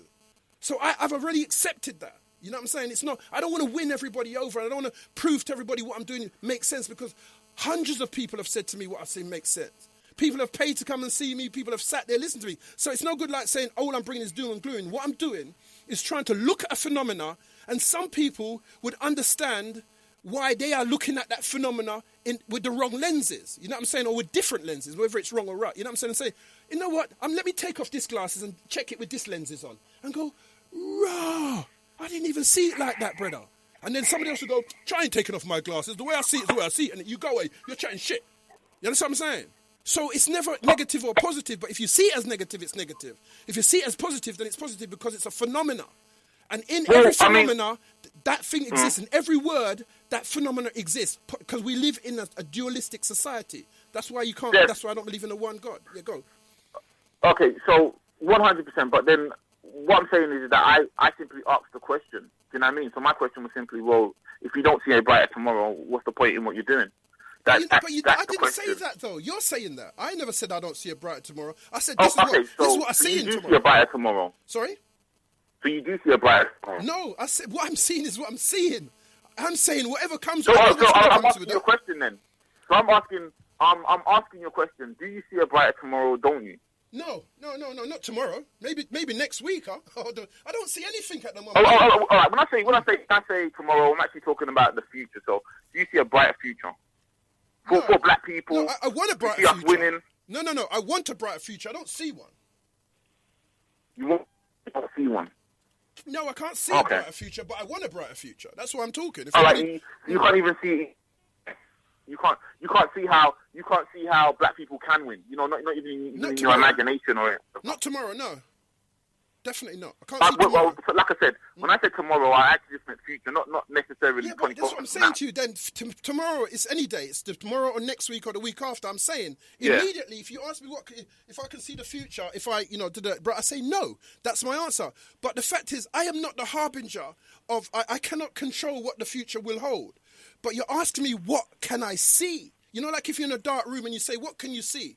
And somebody says, nothing. And I said, does that mean that what do you think about tomorrow? Will you see light tomorrow? How would they know? All they can tell you, they can guess, they can have a hope, which is what I can say. I've got that hope that things will change, but I am narrating at the moment what I can see. I'm narrating what some people are even missing in terms of what I'm doing with the business thing. You know, if you are operating under a business acumen as a black man, you are not doing black people any favors. You have to, because it's the same system that is used to oppress you and rob your land and your people and the other blacks of the world. How would you use that system to help yourself? That's not going to happen. All right. So for example, so here we have D-Roll trying to create a business called Saxgen TV so he can have people watch themselves and feel more empowered and all that good stuff. So you think he's wasting his time? No, I didn't say that. I said the model. If you use that model, he ain't using that model. Well, it's a business model. Yeah, no, but he's not. You see what I'm saying to you? This one, I'm saying. Advertising. Listen to what I'm saying. It's a business model. Listen to what I'm saying. Be clear about what I'm saying. First of all, I broke down business. Yeah, what you're busy. Yeah, I heard that. Busying yourself. Yeah, right. 100. And I broke down capitalism. Yeah. I don't think I got the capitalism. Well, I said if the economic and political model for business under this system is capitalism. Yeah, I heard that. If you're using capitalism as a form of your business, you're not helping you're not helping me or our race. That's what I'm saying. I didn't say if you don't have a business, because I already explained about what you're busy with. And Dennis is busy. Dennis is busy in his business. He's busy with raising otherwise I wouldn't be here. He ain't put me here because I'm trying to bring the black community down. I don't want nobody to get nowhere. Oh, 100. You see what I'm saying? So this is what I'm saying. Yeah, 100. Yeah, so I'm saying in terms of Saxgen, it's another part of that. His business, his whole remember, his business was helping blacks. You know what I'm saying? He put me on the station when nobody else wanted me. That's not a business model. A business model would be how he's not popular, so the capitalist must say, I can't make no money out of him, so he's got to go. He didn't use that model. He says, it doesn't matter whether anybody likes you or not. You know what I'm saying? That's my station, and I want people to hear what you got to say. That's not the same model. That's not a business. That's not a capitalistic business model, because there's nothing to capitalize on with me. He's done it to loads of people. Some people have made it. Some people have made it and haven't given him a penny. Because he didn't use the capital. If he used a capitalistic model, they would have had to sign contracts. They would have had to do this. They'd have to do that in order so that when they get somewhere, he could capitalize. You understand what I'm trying to say? What I'm saying is that if you use the capitalistic model, and that's why I said there's no difference between a black businessman, because you probably didn't hear the beginning of the show, between a black businessman and a white businessman. There is no difference. If there's a difference... However, there is a difference depending, so long as he doesn't use the capitalist model. Yeah. Correct? Absolutely. So what I'm saying is, so there is a difference. You can be a black man doing a business so long as you don't adopt the capitalist way of doing things, then you can run a business, and that business could help black people. Absolutely. Correct? Is that correct? Absolutely. All right, then 100. I ain't got no. I didn't get all of that from you before, but now because you didn't hear the early part of the show. What I'm saying is that business is what you're busy with. If you're busy 100. with exploiting black people under the economic and political system, how the hell are you helping me? If you're busy 100. with trying to promote, I don't know, community work, if you're busy trying to get people out of the system as it stands and trying to make them they're clever and understanding that the NHS school system is about devaluing black youngsters, and these are the things you're working on as a business, then how on earth are you not helping nothing?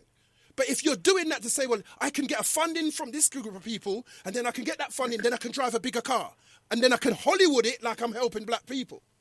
That type of person is who I'm talking about. A lot of Hollywood people, all them people that became MPs under the black guys and then became an MP that just happens to be black.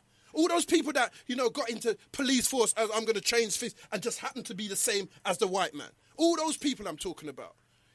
And have they helped anyone? Has the system changed? Is black people under more pressure now from the police than ever before with all the black police? Remember, there was a time when they were saying that we need more black police. Yeah? They did a run to get more black police, and the system today is worse. So what did the black police do? Well, all right, let me ask you a question. Do you think then, for example, the system's gotten worse, but we don't live in a like things have been changing. Things have changed throughout that whole time, innit? Do you understand? Other things have come into play. I mean, the other day, let's say, for example, I don't even Chinese business, but Devo sent me a link. I probably sent it to you with some Jew-man. It was like 5 minutes. I don't know if you saw that. What with controlling Jay-Z and them lot? Nah, he was talking about, just running things. Jews don't pay retail, they pay wholesale. These kind of things. All right, no, it was one of these videos that went through the WhatsApp thing. All right, he didn't send me that. D, you better sort yourself out, brother. Yeah, go on. All right, so my thing is, so he sent me that the other day, so I was watching it and all this kind of stuff. So I 100% hear what you're saying, but my thing is that things have changed since like the 90s, the noughties. Things have forever been evolving. Therefore, will always. And will always evolve. So why would we, as black people, kind of expect what would have made a difference in 1990 won't make a difference today, if you understand what I'm saying. This is what I said. If there's a bunch. Yeah. Go on. Remember, I'm saying, this is what I'm saying. You're thinking, you're trying to get clarity of what I'm actually saying, because I've already said this from the earlier part of the show. If you've used it, if it's been there since Marcus Garvey time, you're now waking up 100 years later, thinking that, let's still start a business because it's going to work. It's not going to work. 100 years have passed and it hasn't worked. So I broke down a bit about the American blacks in this country for over 15 years, rapping, getting no success, just minimal amount of success, no awards, no number ones, nothing. For 15 years they run that, and I was on the radio complaining, As soon as the youngsters became Englishified, look what's happened. And I was trying to show them you got no respect. That's why. You can't copy people and get respect from people. That's what I used to say. I've got loads of shows like that. You understand what I'm saying? So I'm using that as an example to tell you that obviously what we're doing so far by copying them is they're not going to respect us because we're always bowing under their rule. Oh, yeah. Don't say that. Say this. Don't do that. Do this. Because the minute you get into their institutions, you become like them. The same black police are there while white police are beating each other up. They're not lobbying against them because they're scared they'll lose their job. What can we do on the outside except bar? You was in there for a reason. You was in there to stop that.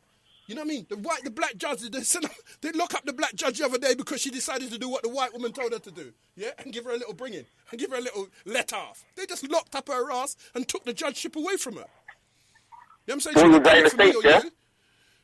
That was in America, yeah? No, that was here. That was the black judge who wrote that book about she used to get beaten when she was young and all that. And that Briscoe lady. Yeah. Briscoe. Yeah. Yeah. They locked her up because she decided to do a white woman a favour, not a black person. They still locked her up and took away the judgeship from her. You understand what I'm saying? Oh, yeah, she was enrolled in that little... Yeah, she brought somebody in, innit? Yeah. Yeah, she must have bought their license or got them off their license or some shit. Yeah, got them off there, got some points off of them. Yeah. Okay, all right, okay. Yeah, well, like I said, 100%, I mean, I agree. Now that you know... Respect, I don't know, bro. maybe it was the liquor and all that stuff yesterday. But I couldn't really understand what you were saying. But now, 100%. I love it, you know what I'm saying? Because it gets me, you know, if people misunderstand or want to say, I think it's great. What I'm trying to do is not get to the part where we're a chatbot. You know what I'm saying? It's like we've moved. Yeah. I've had years of that because I've been doing this a long time. So now the next stage, as you said about evolvement, is like, are you constructive and in control of what your argument is? So we can have a constructive and controlled argument. Doesn't matter whether you're super educated or just a regular brother. Yeah. Just as long as you're in control, we're good. We can just talk about anything. There you go. 100%, I agree. You know we've got to move past that emotional content that we've 100. You know what I'm saying? We've got to move past this is it, and this is the problem. We've got a bunch of emotional people out there, especially blokes as well, you know. You know, they're getting all angry. Cause you know, I was there. I was there when you had your... Are you black or are you African? What's it called? You know what I mean? And you were, you know, I voted for you, bro. You know what I mean? I didn't see you. You were right. I didn't get an intro to you or nothing, did I? Say that again. I didn't get an intro to you or nothing, did I? No. This is before I was on the radio. This was a lot. You did that a long time ago, but you know, 100. And you know, we live in an environment now. So even when I was on the radio, when I used to be saying like, you know, F America and all this stuff, you know, people get angry at this stuff. And all I'm trying to say is that, you know, we have to have more respect for ourselves here and value ourselves here. Because I actually do think there is a better tomorrow for black people. You know what I mean? I personally wouldn't be on the radio preaching doom and gloom and then, you know, there's no wind here. No, we can sort this thing out. But we've got to come up with new thinking. That meaningful thinking, that white supremacist thinking, that's not going to help us. There you have it. I'm shutting down. What I'm trying to do is whether it's doom and some people might see it as that way. What I am saying is that this is what I see. Now, if you come on the radio now and say, this is what I see, I'm going, oh, interesting. What about this then? And so we have that debate to see whether or not I'm actually preaching doom and gloom or I'm actually just narrating upon what I see and hoping for tomorrow. So I'm waiting for. I said this my last time I was on last month. I said what we're looking for then. You're all looking for Jesus to come back, but what we're looking for is more like a Tom Connor of the Terminator. We're looking for somebody that's able to rally people to understand from a greater point of view what their role is as a people. Because every time we try that, they murder them. They murdered Khalid Muhammad. They murdered John F. Kennedy. They don't care who they murder. They murdered John Lennon. They don't care who they murder to keep this thing going. For real. So this is why I'm saying, innit, one thing I've come to and I understand is that we don't actually need leadership. For me, leadership is we've got this Messiah complex, and it doesn't matter if you're a Christian or you're, you know, a voodoo man or whatever. You know what I mean? Now we're in a different territory, MX. You've got a Messiah complex, and the problem is that I don't think we don't need a Messiah. What we need is plans. We need ideas. Yeah, one person. There isn't going to be one person. Now listen to me, King. There isn't going to be one person because we're black people, and we're so diverse. 50% of us don't even call ourselves African. The other 50 do. You know what I mean? We're all over the place. No one person can emerge and unite everybody. So that whole united idea is a red herring. And I don't know where we got it from. Right, sir. I disagree with you. I do disagree with you. Go ahead. Because go on. Every known nation since the beginning of time has rose into prominence through leadership. There is none except there's no exception. So you know the problem I have with what you're saying? You're talking about a Messiah complex, which is different in terms of a religious complex. No, it's not. But no, I'm not talking about religion. I'm talking about leadership. You know no. So I'm not saying that we can't have. Of course, you've got leaders of little mini groups and all of this stuff. But the emergence of this one person, that will lead the people. It's too biblical, my man. Not at all. Stalin. And let me just ask you this one question. And this is the problem that I had when I was on the radio. See, a bagger man would say things like that to me, like no person in the history of the world, no community or places in the history of the world has ever conquered anywhere without the leadership of one person. Yeah? Or without, or of a person. Yeah. And my problem with that is, the problem with history is you only know real history if you were actually there, really and truly. And we also know that history is written by the victors, not the victims. So for all of those stories that you've had of this person and that person, sure, that could be the truth, but it could also be a bunch of nonsense, really and truly. I don't know personally. You just added a full. I wasn't there. Okay, there's facts and then there's supposition. So you've added. So you're saying you deny the facts, and that's fine. What I am saying though is that clearly, people are driven by their head. So you have this whole body and all these fingers, all these toes, and it's driven by the brain, which is has a left and a right syndrome. Yeah. So even just in the creation of man, it's clear that one needs to be driven by something.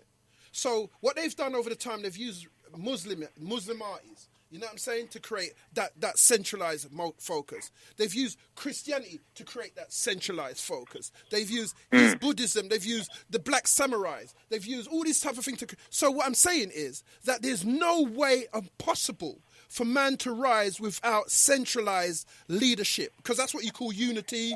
You can't have unity by everybody being all in their own camp. Unity is about the centralization, like the UN. You have to come together. All right. And let me ask you. This man is what we're going to rely on, like the president or the king or whatever, in terms of direction. Our company, or our, the CEO, or it's a part of breathing in and out. It's not something that they invented. It's been there from the dawn of time. All right. This is the problem that I have in it. To a certain degree, it's almost like, so you're saying unity in it. Unity, I think, like I said, I think unity is a red herring. I don't think unity actually exists at all. So for black people to be chasing unity, I think is actually quite silly. To be fair, and the reason why I say that, King, is because, let's say, for example, you personally could have stood next to Prophet Kwaku in his white robes and all this Africa out, yeah? You and you're just a street ghettoologist, yeah? You got on night trainers or whatever you got on. And there's a sniper, yeah? A white sniper who's there to kill. Now, you and Prophet Kwaku ain't united, yeah? He thinks he's African. You think you're black. In the eyes of that white sniper, who's he going to shoot? Is he going to look at you and think, ooh, he's more like me, so I'm not going to shoot you. I'm not going to shoot him because he's got on night trainers. No? For whatever better word, we're all black bastards. Do you get what I'm saying? In the eyes of certain people. So my thing is, the problem that we have as black people here, I think, in terms of this idea of unity, is that it's not unity that we've got to be chasing. It's just respect for one another, innit? You should, and I agree with what you're. I don't call myself African. I call myself black. Been in places all around the world. And I've always been treated as a black man. I've been to Africa, wasn't treated as an African. Do you get what I'm saying? And my skin's as dark as anybody else's over there. Do you get what I'm saying? Okay. So I actually think that this unity thing is a red herring. And what we need is just respect. What's his name? What you should have a right to say that you're black without the condemnation and you don't know yourself and blah blah blah and red tear as much as he considers African.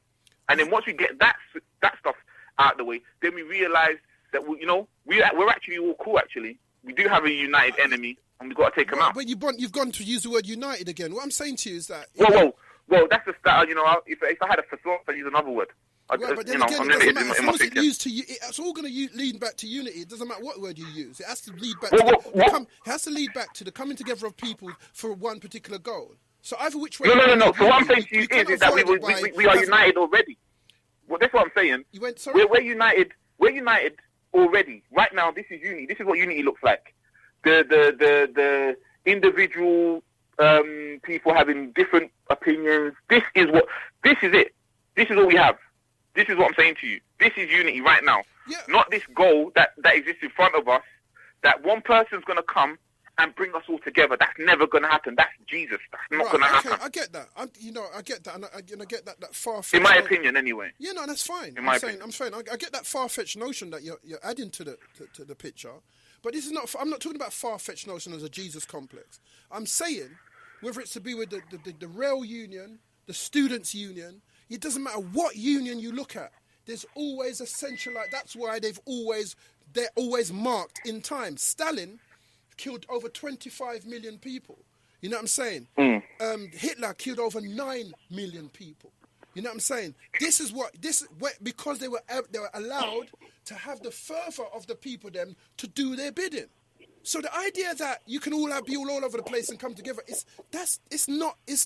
There's nowhere in whether it's Shaka Zulu, whether it's Hannibal, it doesn't matter. There's nowhere, whether it's anywhere you look, you're gonna find that there needs to be. That's why they keep trying to lick out the centralized characters, because that's. But my man, Shaka Zulu.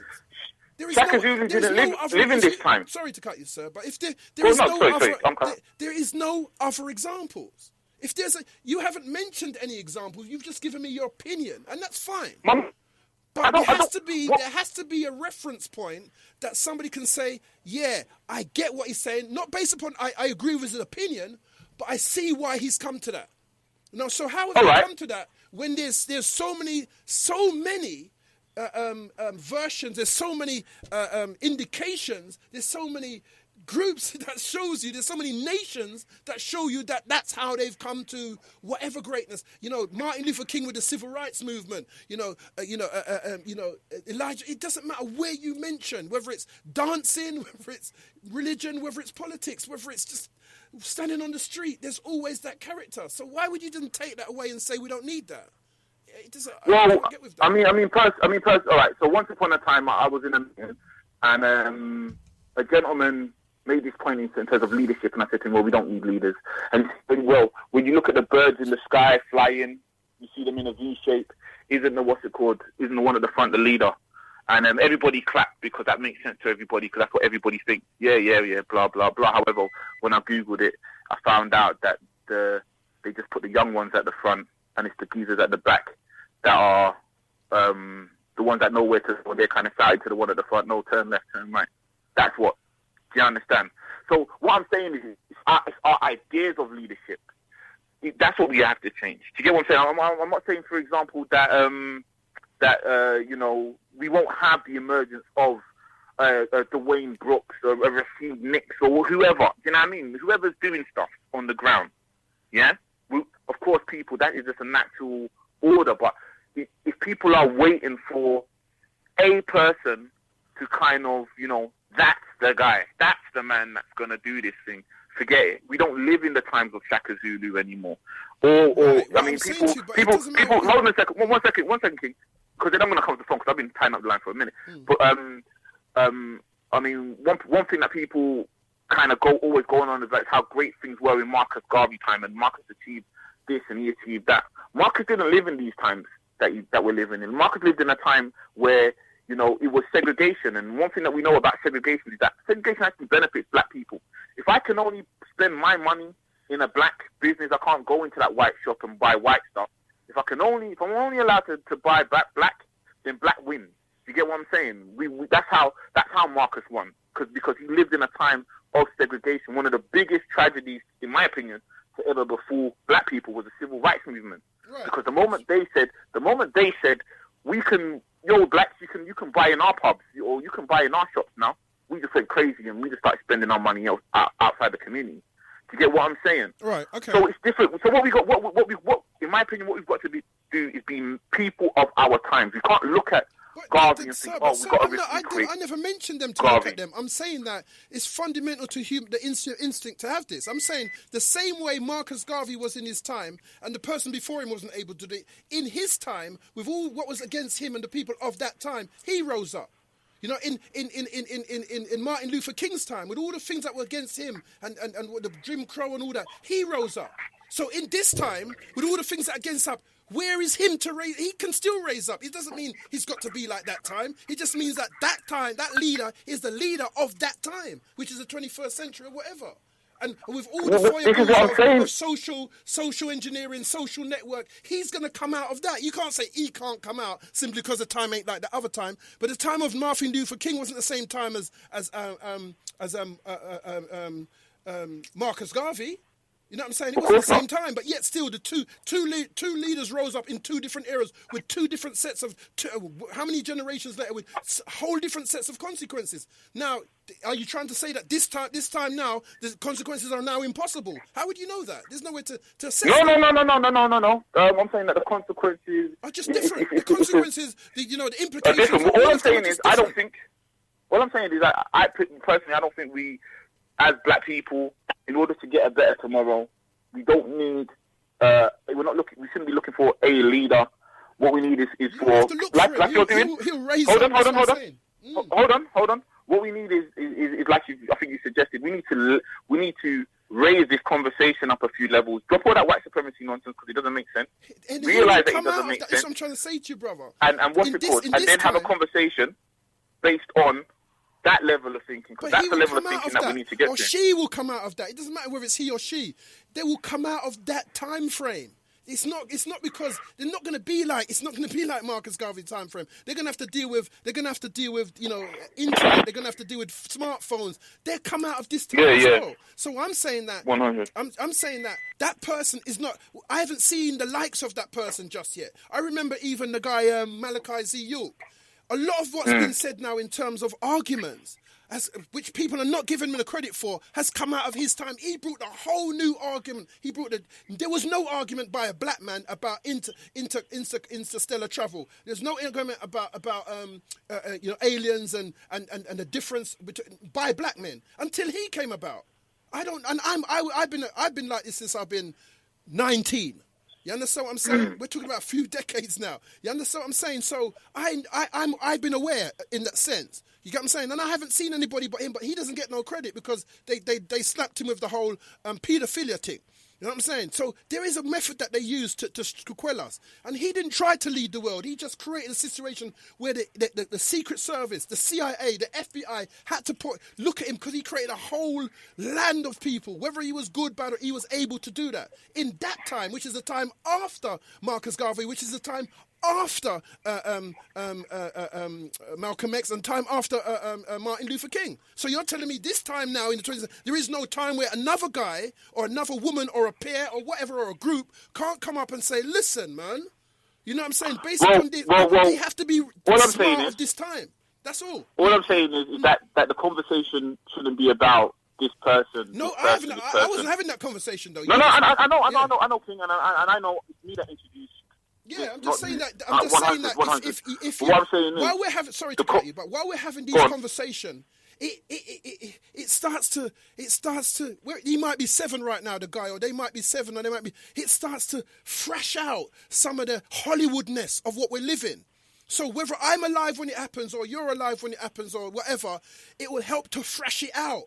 So all of this would have been in the air. All of this would have been there. So you have things that you can either take up or dash down because it's been extricated. It's been put out in the universe. It's been put out there for you to say, like we just said about white supremacy. Now, me and you've just decided that. So there's 2 people right now, and I'm sure there's more, that are no longer going to use that term.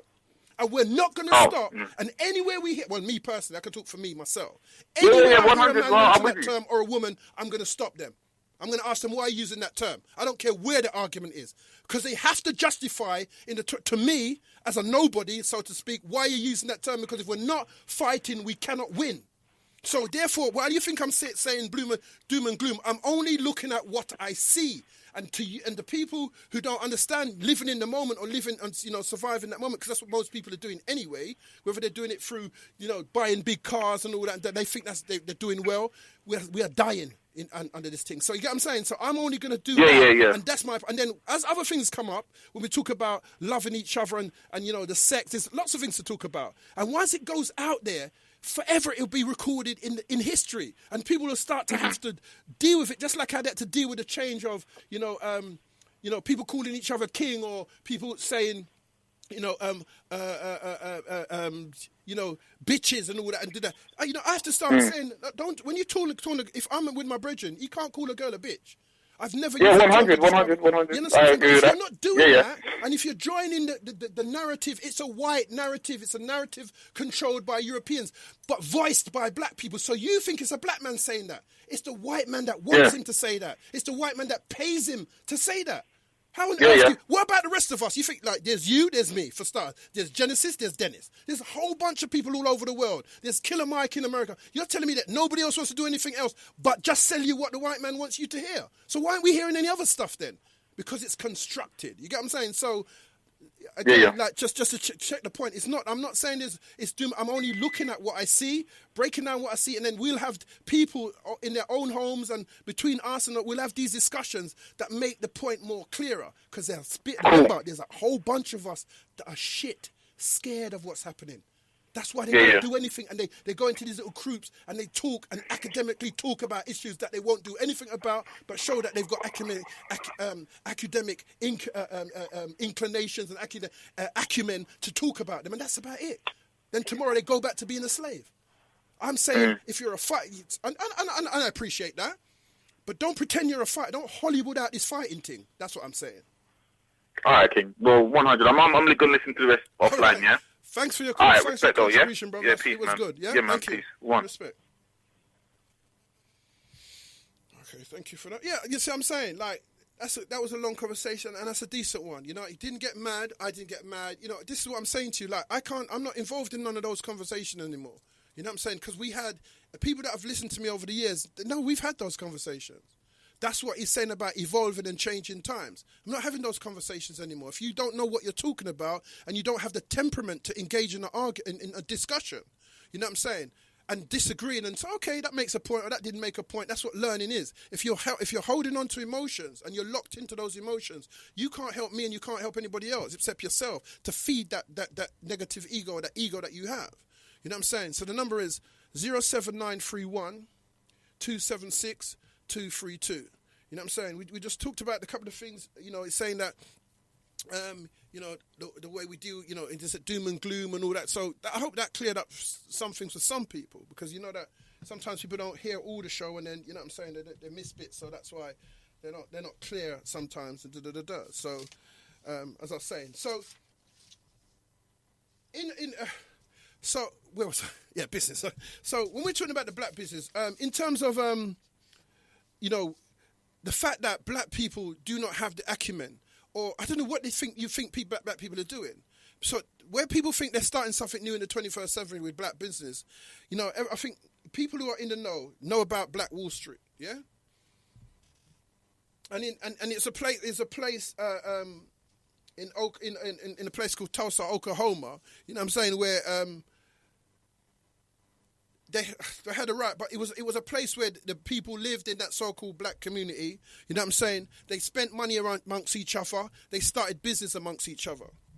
But when you're dealing with a European mind, you're dealing with a very anxious. That's why he takes so many pills, and part of his food is pharmaceuticals. Yeah, he's an anxious, nervous individual. That's why anytime, you will know this as a natural form, anytime black people are together amongst the white man and talking, the white man gets jumpy. No matter, even if he's a fool, he gets jumpy. He wants to know what you're talking about. That's their own nervous disposition about black people.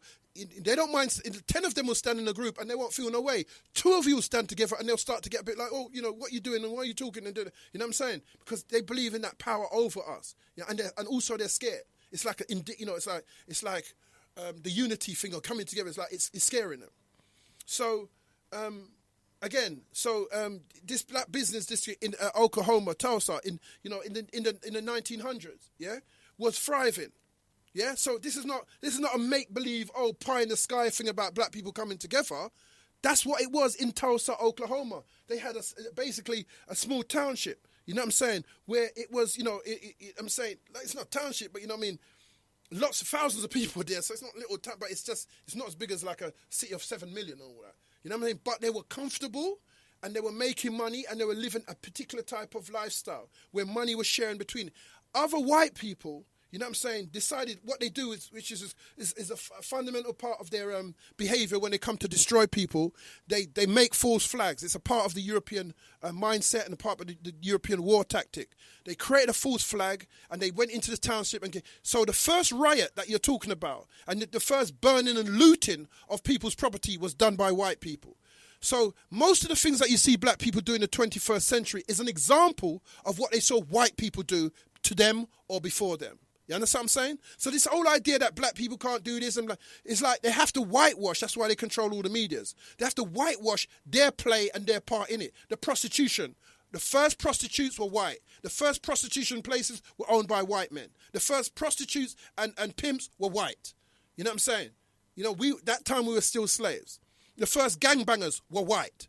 Nothing off the top of my head, nothing to do with the wishful thinking. Documented facts. You know what I'm saying? The first murderers, the first gang-style murderers were white. The first drive-by shootings were white. You know what I'm saying? So all we're doing is reflecting the community that they live in and they've copied and they've left us with in our ghettos, yeah? They've moved on and claimed that they're cleaner and they're this and they're that, but that's the example that they've left us with. They ain't left us with no clean living, good dinners. They ain't left us with that. They've left us with filth, misbehavior and untold hypocrisy and fakeness and Hollywoodism. You know what I'm saying? You won't find a Hollywood show, you won't find a Hollywood gangster movie with no black man doing no drive-by unless it's a new make-believe one. That they add a black man to the fitness show, to the picture, 10 decades later, they'll add that and say, oh yeah, there's a new movie, it's called Black Malone. He was a gangster from way back then, and then they'll add it to the narrative. But the bottom line is it was mostly white people. You understand what I'm saying? They were the first to do the St. Valentine's Day massacre. You know what I'm saying? And along my narrative, I'll always keep repeating this to keep reminding you that what you're looking at is a reflection of white people, every ghetto that you look in. You know what I'm saying? They're the one that was starving and had to go to places and rob them of their wares. It wasn't us. You know, we don't have that documentation of black people going to countries and robbing and raping people. We don't have that documentation. Unless they're going to make it up, they're going to pretend they found some new documentation in the near future and say we was this. But up to this date, we don't have it yet. Up to this date, we have a world of documentation to say that these people were murderers, robbers, and rapists, and sodomizers, and torturers. You know what I'm saying? That's what we have, a whole heap of documentation of their own documentation of what they used to be like, or what is in their inheritance, yeah? So, they killed over 3,000 Americans, yeah? Yeah, over 600 businesses were messed up. Where do you think we're just starting to do business now? What this business that we're doing now is foolishness. It's not based upon the way that they could have done it in there. So they had to get rid of that. And what they do, as they always do, they find a reason to bomb them. And I'm saying to you that if Atlanta steps up and doesn't stay under the model, that's why they bought out BET. You know what I'm saying? I'll get onto that anyway. You know what I'm saying? They will bomb Atlanta. Yeah, they'll find a reason to say there's terrorists in Atlanta, and anywhere where the economics are heaving, that's the place they're going to bomb and tell you that there's terrorists there. They're not going to go in there with police because they ain't going to be able to. They ain't got enough white people to come and loot the place. They need to bomb it because they're not at that level no more where white people can go and loot. They have to go and bomb the place. So that's what you can definitely expect that in the future, where somebody, if Atlanta gets any more blacker than it is already now. If it becomes any more centralized in its power. If the power's still run by the white man, there won't be no bomb. You know what I'm saying? But if the power starts to be in the hands of black people, they have to find out, because they have no intention of black people raising up economically whatsoever. Because if you raise up economically here, the Africans over there is going to see it, and then the oil and all this kind of stuff that all their parents and their grandparents and all the people that they're trying to give the best type of lifestyles to, they will kill for that. They will murder, bomb, and rape for that. Trust me, they don't have, as you know, I mean, it's not something that I need to talk about, because you're quite aware that they have no compunction when it comes to bombing 10,000 bombs into little tiny countries. They have it's no sweat off their brow. They got over 600, I don't know how much, billion pounds worth of armory and weaponry to kill people. So let's not even bother with that one. So this idea of Black Wall Street has already been here. People are saying, yeah, we're going to build another Black Wall Street. This rebuild. What, are you going to build another boat? What is boat? What is boat another of? Did boat ever say he was another green or another, you're what you are. If you're going to build something, build it and shut the fuck up. Stop talking about you're going to build another one of something that's already failed or been destroyed. Just do what you do. Find the best way. But the intelligence is not here, remember. As the last caller just said, MX was saying, you know what I'm saying, that, they're of different times. What's happening is that the intelligence of this time has been marred by sex and the music and the environments that we're surrounding ourselves in. And they know that. That's why they pay some of the songs, as I've said this to you before, some of those songs that you listen to, that mumble rap and all that, are being put out there by white people through black people. They own all the record companies, yeah? All of them. So all these guys, these guys, the Diddy's, no matter what they call themselves, Birdman, they're all run by white men. White men with 10 times what they've got. All they're doing is just Hollywooding out, I got X amount of cars because they saw David Letterman with X amount of cars, or they saw, whatever the celebrities of that day with it. They're just copying them. You know what I mean? They're not doing anything new. They haven't built a school every time they build a school, it's got to be like in Africa. Can't build a school in America. They'll burn it down. You know what I'm saying? They'll come after your taxes. They're all scared. There's a scaredness. So let's throw up gang signs and say, yeah, bitches. Yeah, look at my plane, bitches. Yeah, look at my car, bitches. That's all they got. That's all they have. They're just like gangbangers who are now rich. You know what I'm saying? Who are basically still selling drugs. But this is CIA appointed drug selling. This is national government appointed drug selling. You know what I'm saying? This is national appointed government appreciation drug selling. Oh, we can appreciate that black people sell drugs to other black people in America. We can appreciate that black people sing songs about murdering other black people in America. What we can't appreciate as a government is black people singing songs about murdering white people in America, because that's racist. You get me? Like, where'd you get that logic from? You know what I'm saying? Because they are demon and they're dark. They don't care. You know what I'm saying? This is not about the government of America enslaved black people. Not some redneck round the corner. It wasn't the redneck round the corner. It was by law. The government enslaved black people of America. And this is a country that black people say is a great country. That's only a slave would say that, as a black man would say that America's a great country. That's like Germany enslaving Britain, and Britain people are saying, yeah, Germany's a great country. That's like Jews saying Germany is a great country. That wouldn't happen. Only in America. And remember, the Americans are just British and German. They're just Europeans. There is no race called America. You know what I'm saying? There's no race called Americans. So when you say the Americans, you're talking about British people. When you say the Australians are black and murdered off. The Australians you're talking about now are British people who have captured the land and murdered the original people.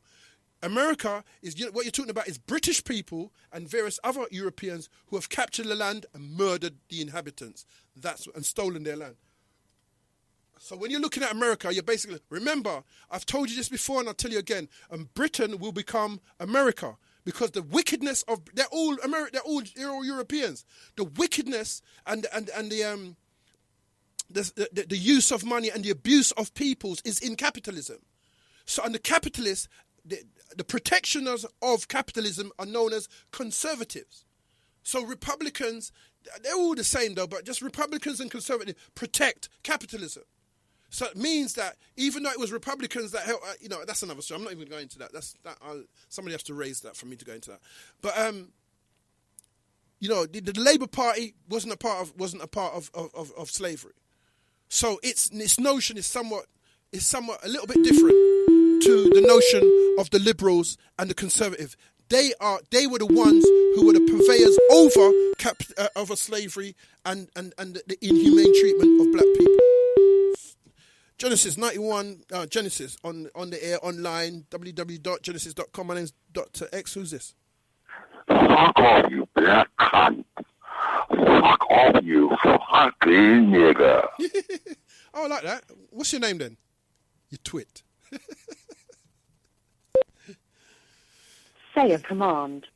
Yeah. See, that's the best they can do. What can you do? You know what I'm saying? Because that's what you end up with. If I was saying, we should all love each other and hold each other's hands, and you know what I'm saying? We should all kiss when, in the night time, we should all kiss and hold hands and live in love and harmony. You wouldn't hear that. Yeah, bruv, it's true. Yeah, for real. Because, what we need to do is love each other and unite. You wouldn't get that. And that's fine, because I know I'm affecting people when people like that ring up. You know what I'm saying? I know that's an effective thing. You know what I'm saying? That's the best they could do. When you say to them, oh, yeah, I love you too, bro. You know what I'm saying? So, as I said, in the Black Wall Street, they murdered the people them. Yeah, they use it. They murdered 3,000 black people in Wall Street. Remember, they had their own money. They had their own banking system, or whatever, the translation of money. You know what I'm saying? It was in a nice neighborhood. You know what I'm saying?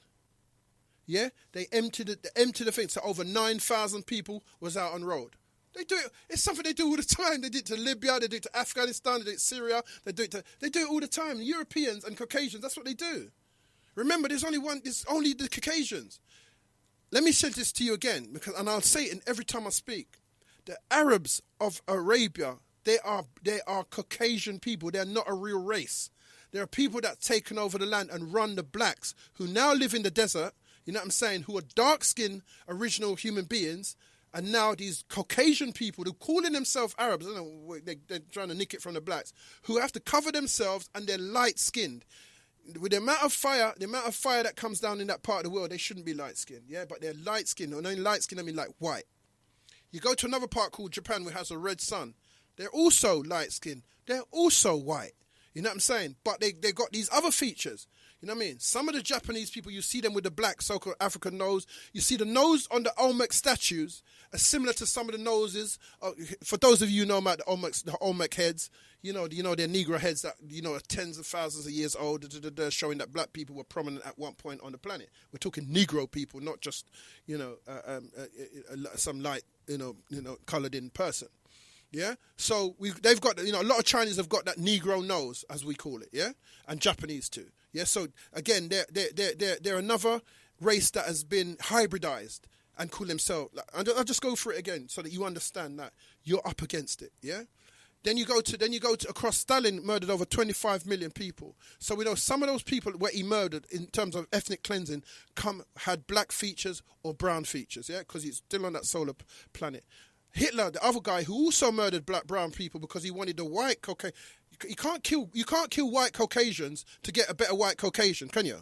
So he wasn't killing white Caucasians. He was killing people that lived in the so-called ghettos and the people that were struggling, like how they're struggling in America right now. They would, the same way they would wipe out the mad people them and the beggars them and the prostitutes them, how they murdered in the Jewish ghettos, is the same way if they were going to do that same thing in America. That's who they would start with, the black people of this time.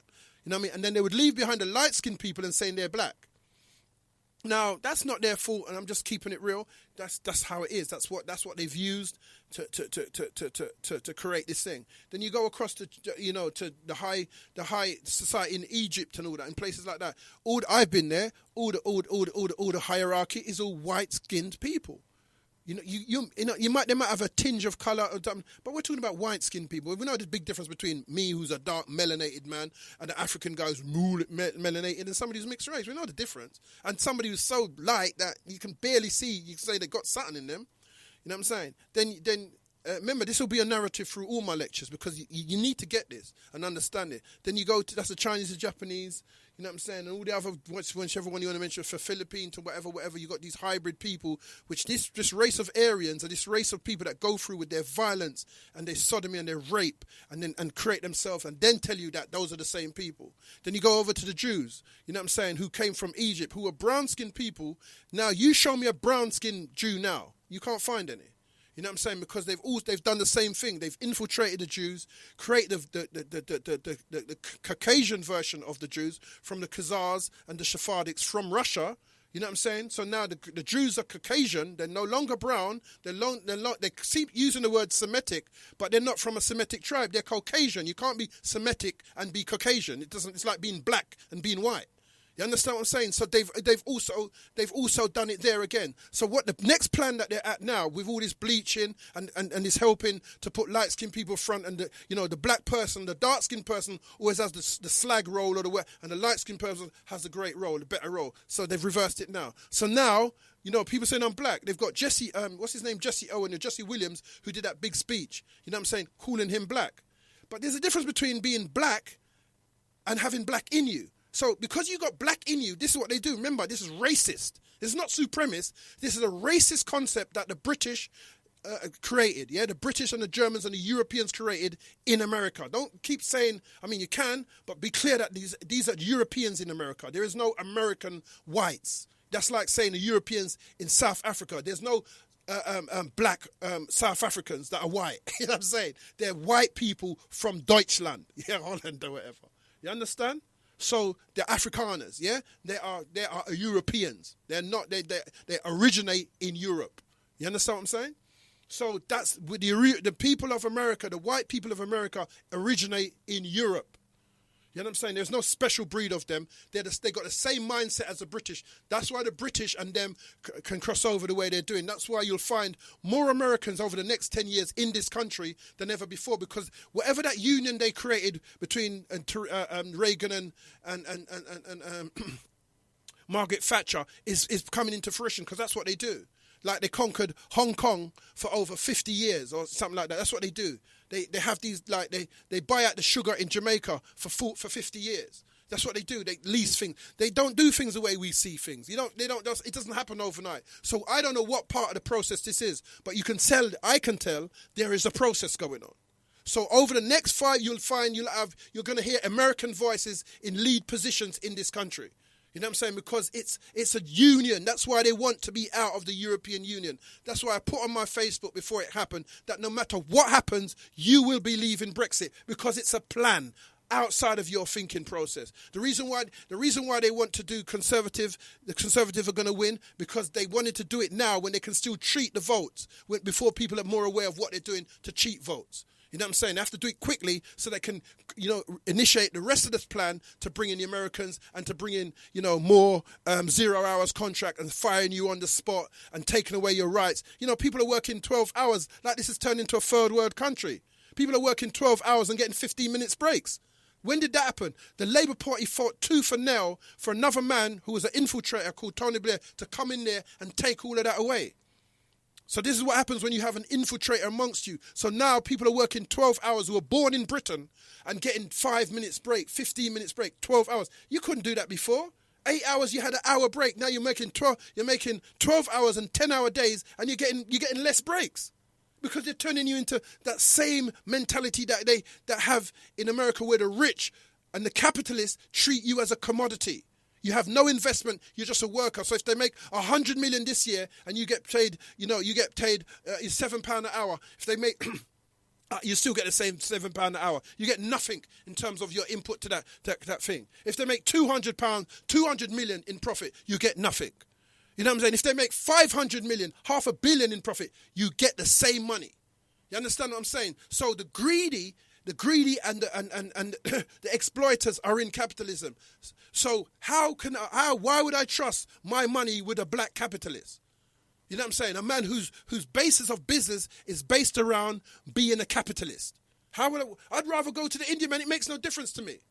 And also, we were trying to talk about what a black business is. Nobody still ain't phoned me on that. You know what I mean? What is a black business? You know what I'm saying? What is a black business? Do Asian people run black businesses?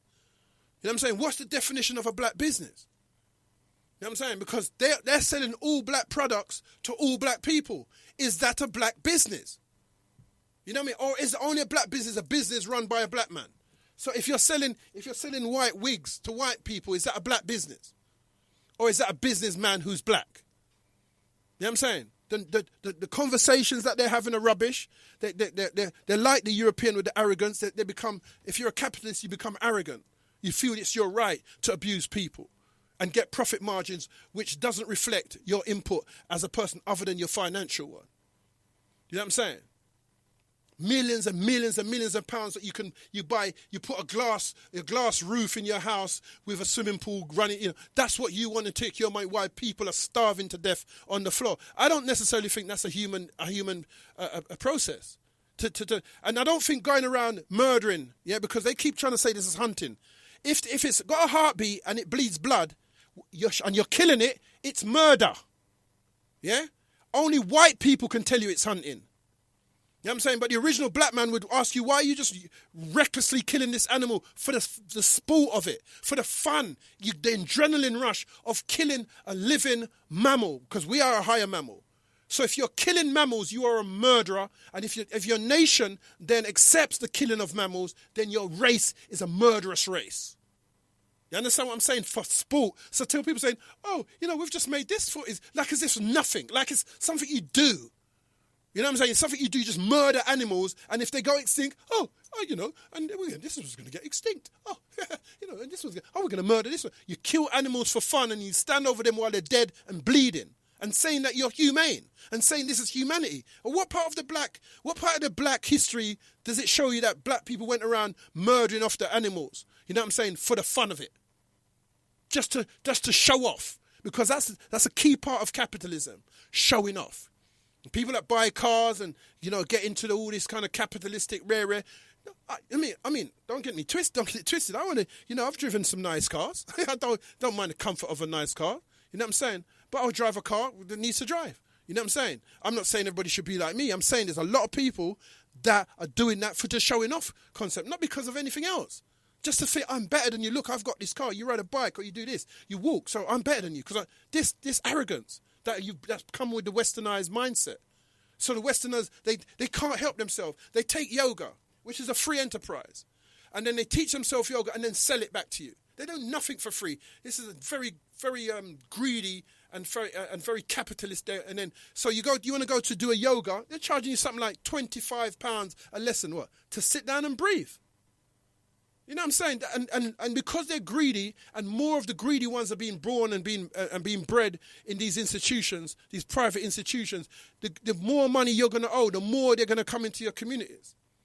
It's business for them to go into Harlem and move black people out of a black area. They do it all the time. Kingston, you know what I'm saying? Brixton, Hackney, they don't care. They have no compunction to throw you out of your house to serve one of them. Are you dumb? Do you think this is about, they care about you? All this little fine talk that you're hearing, all this pretense talk that you're hearing, it's pretension. They don't give a shit about you. It's Hollywood. Why are you busy watching Hollywood and keep waiting for justice? As I said to you before, justice is just created for the rich. It's a system that's created for the rich to control the poor. That's what justice is. It's not fairness in it, though. That blind woman, she can't see under that rasp for what they claim that. So I see the skin lean like. They don't give a shit about it. You have to look at that figure good and realize what it's actually doing. You know what I mean? They've already set the marker, so they don't care what the fuck you're showing. Yeah? If you're not got money, then they'll treat you totally different. America has the free strike rule like baseball.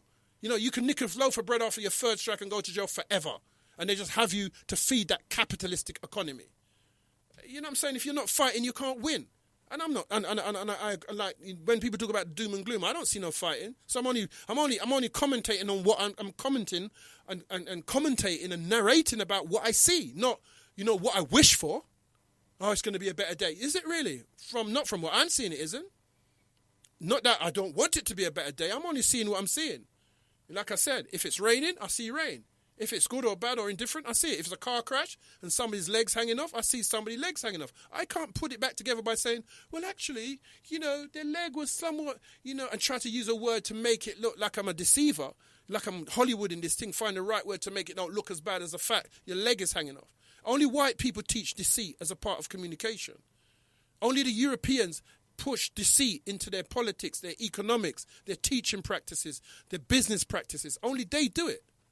You know what I'm saying? And then they teach, and when everywhere they conquer, that has it, and then they say we're all human. I differ, wholly about the idea of humanity when it comes to Europeans. I differ completely. And any of their versions of Asians or Caucasians, you know what I'm saying? I differ when it comes to their ways, the way they treat the Caucasians, treat people. You know what I'm saying? It's no good thinking the Chinese are not. The Chinese are Caucasians. The Chinese are Caucasians. The real brown Chinese, you don't see them. All the Chinese you see over here, they're Caucasian. You know what I'm saying? Most of the Arabs they might have a slight tint, but they're more Caucasian than they are black. You know what I mean? If melanin says you're black, then if you can't have the least amount of melanin and still be black, again, that's a brainwash. And as I was speaking to other caller, if you're not checking these things, you're just gonna disappear. Not you, because you're gonna die anyway. We're all gonna die anyway. But in terms of what's gonna happen to Earth, you know what I'm saying? And this idea of monotheism and a man god and all this kind of stuff, and they just, as they're going along, they're changing everything for you.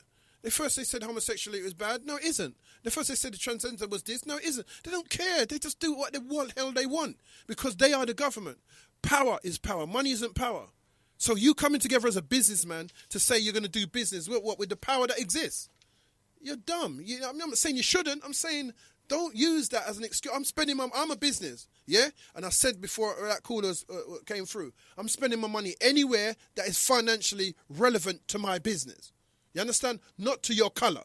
Because some of them, they're charging more money so they want to get rich overnight. They're not charging an acceptable rate. They're not charging a rate that says that I'm dealing with this community. They're charging a rate to compete with the capitalist state, and you can't win under that.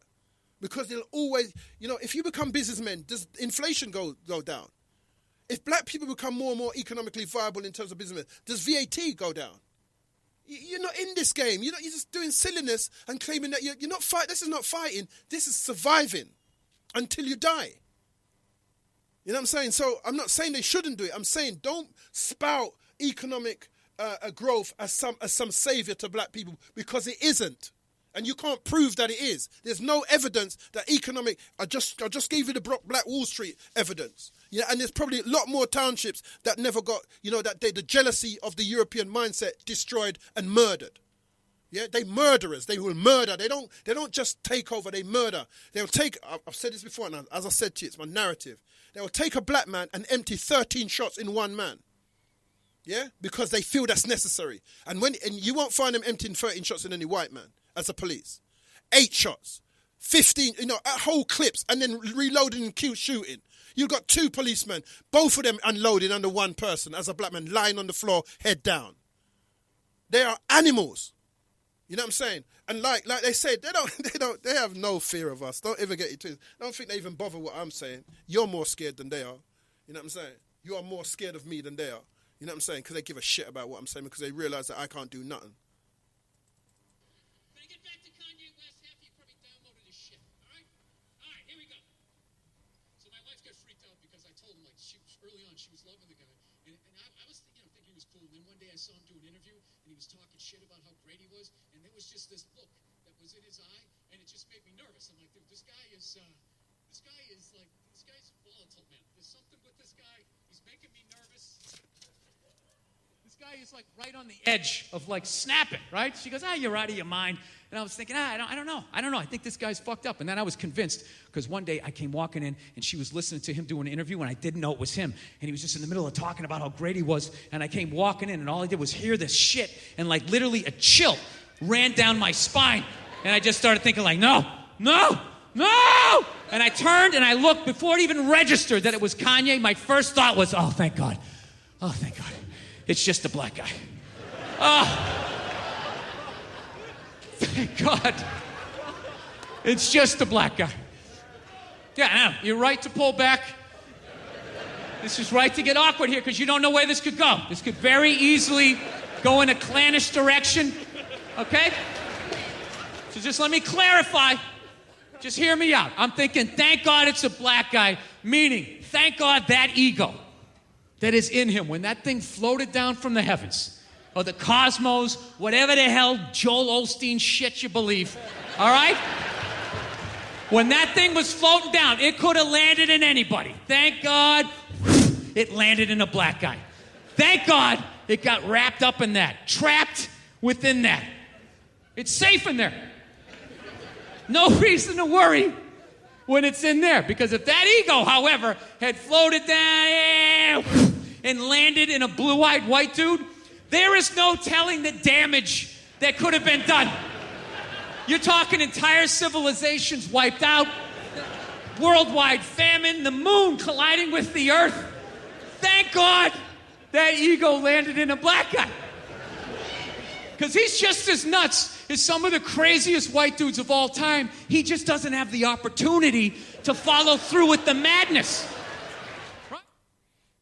You see what I'm saying? So even in their jokes, they know that they're a terrible race. You know, and they know that they're murderous. They know that, this is a joke, and people are laughing.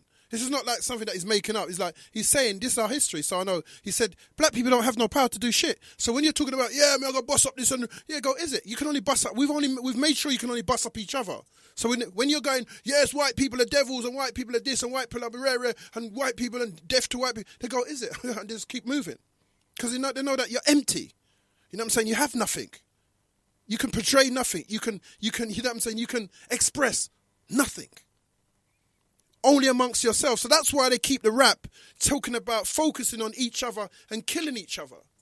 You know what I'm saying? Because it's all, they're smart. They're not stupid. It's just we that don't understand how smart they are and are bowing to it. And plus, they've got infiltrators amongst us who keep saying, yeah, go ahead.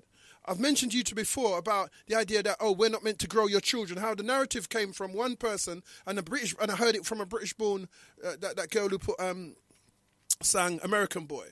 You know what I'm saying? I heard her come with it at a rap convention. That she had 8 brothers or something like that, and she wasn't, she didn't do this and she didn't do that, and we're not meant to bring your kids up. This is when they're talking about shooting guns and all that. So this is a narrative of the white executive telling a black guy that it's okay to sing songs about murder and killing other blacks because it's not your duty to bring their kids up. A black man wouldn't think that. So he must be directed by them. I'm not saying he doesn't think that, you know what I'm saying, but we don't come from that. It's not a joke you could make about, black man. You won't make a joke. You won't get no laughs when black man, set about wanting to kill a lot of blacks. You won't get no jokes from that. You won't laugh because nobody thinks like that for it to be funny. It has to be something that's relative to reality to be a good comedian and to reflect that. So when this guy's saying, thank God that this guy ranting on about how he's a god and he's that, thank God it's in a black man. This is what a white man's thinking. So when you're chatting that shit, he laughs. Ha ha ha ha. Another Negro thinking he's God or he's a king. That's fine. We can work with that because he's a king of nothing. You know what I'm saying? There's no example of him being a king in this time. He's talking about a time, way before we enslaved his granddad and sodomized his uncles and, you know what I'm saying, and raped his mum and all that. He's talking about a long time before that. You know what I'm saying? So if you're thinking that you can talk about a time way. I mean, imagine how way it is to be talking about Egypt when, just the other day that, you couldn't even drink in the same bars as them, within this lifetime. There are people still alive that can tell you about that. The children who are now adults who can tell you about that. You know what I'm saying? So I don't know how you've gone back to way, my ancestors. Your ancestors are all of them. They're not specific ancestors from a specific time period. You scared monkeys. I was going to say motherfuckers, but you're monkeys. They're scared. You know what I'm saying? So what you do is you relate to something that you can pretend that it's not, he doesn't have the right to call us names. Yes, I do. I'm a Negro. You know what I'm saying? I mean, you can say what you want. Because the only time you listen is when white people say you have the right. So if I said, I wanted to be a woman, you know what I'm saying? You'd go, you don't know what to say because you know that's not what we do. But because they've given us the right to do it, yeah, of course. I remember I'm coming from the time when people used to bun Batty Man. I'm coming from that time. And that same people that used to bun them are now saying, yeah, it's fine and they're all right, Because they give you permission. Because you're not fighters really. You ain't got a will of your own. You know what I'm saying? And as soon as your job or anything is under threat, you're back to normal. Yeah, love about the man, they say.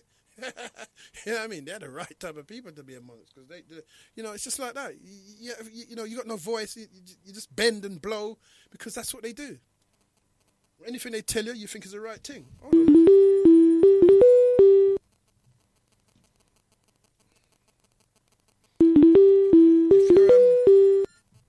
If you're unknowing your number, then I'm not answering, because that's what they do. These unknown number people, they phone and they chat rubbish. So if you're gonna phone, I've got no reason to keep your number or store your number.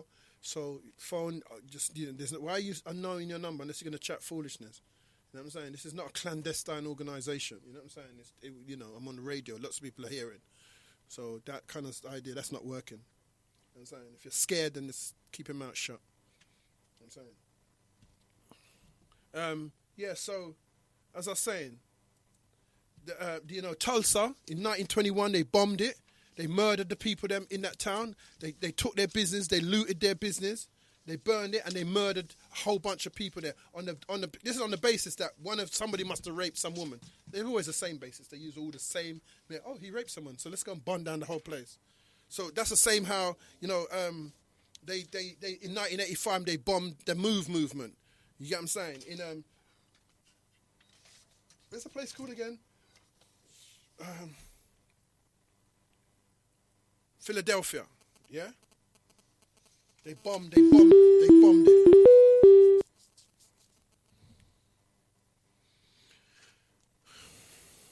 me see what's on the email.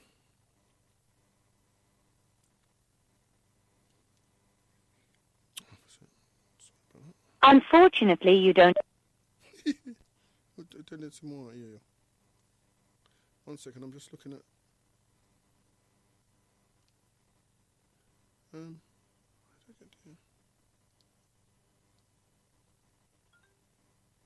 Right, this thing is coming. How do I get to the?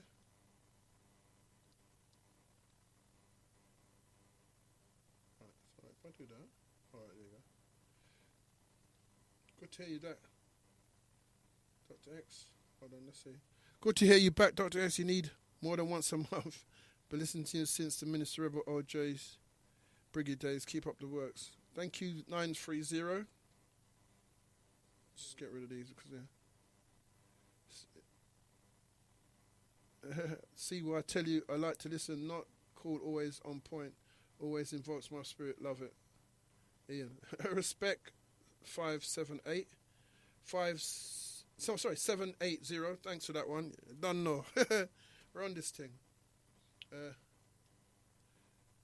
No harm in having a big flashy car if you can afford it. If you had the money, you would do the same thing. Pick up. I just said that.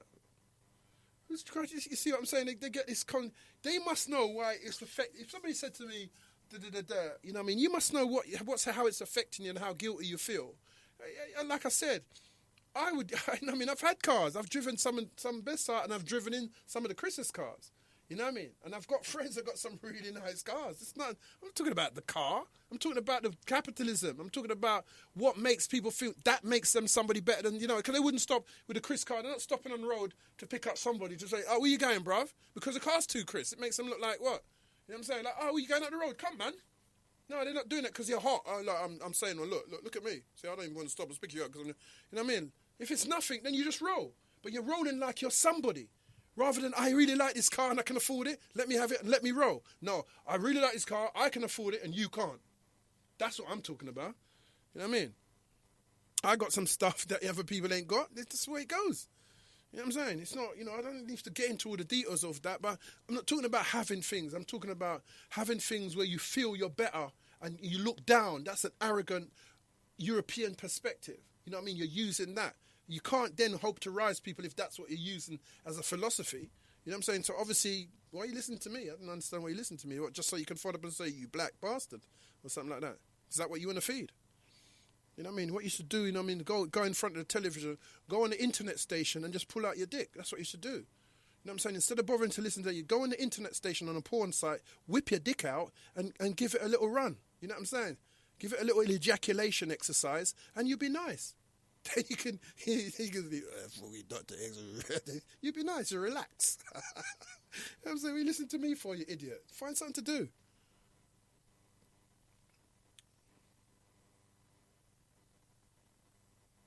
So we can't build a Wall Street until you take out the small hats first. And black people... what's that say? Never grudge a brother or sister in a nice ride. Black people ain't got no army. The Europeans will destroy themselves with their own bombs. Peace. I mean, yeah, it's interesting. Read your text. You know, the black business is simply a business run by a black person. And I have to agree that some black business at best will make some of us more comfortable, but it's not the solution. If anyone can show me a positive correlation between existing black business and social improvement in our community, then I beg to differ.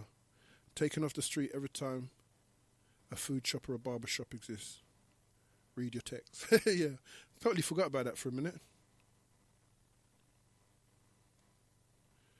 Trivia for your listeners. The comedian is a foul-mouthed and hilariously funny Bill Burr who was married to a black woman at the time. He has some stomach-hurting specials online, according to one's Funny Bone, of course. Yeah, I know it is. I've watched some of them myself, so that's how I managed to get it. Bill Burr. Who's this now? I don't know who this is. Okay. So is that fine? I think I've read all the text so far.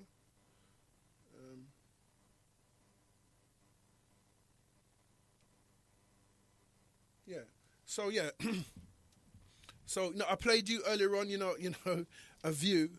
How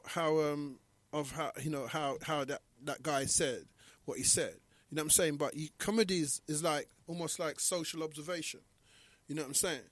And there's a consciousness within that, like, you know, like, as I said, right now, a lot of black comedians, a lot of the low-level wannabe comedians is talking about, do you eat ass? All of a sudden, that, you know, like, who's telling them to put this type of material into their comedy?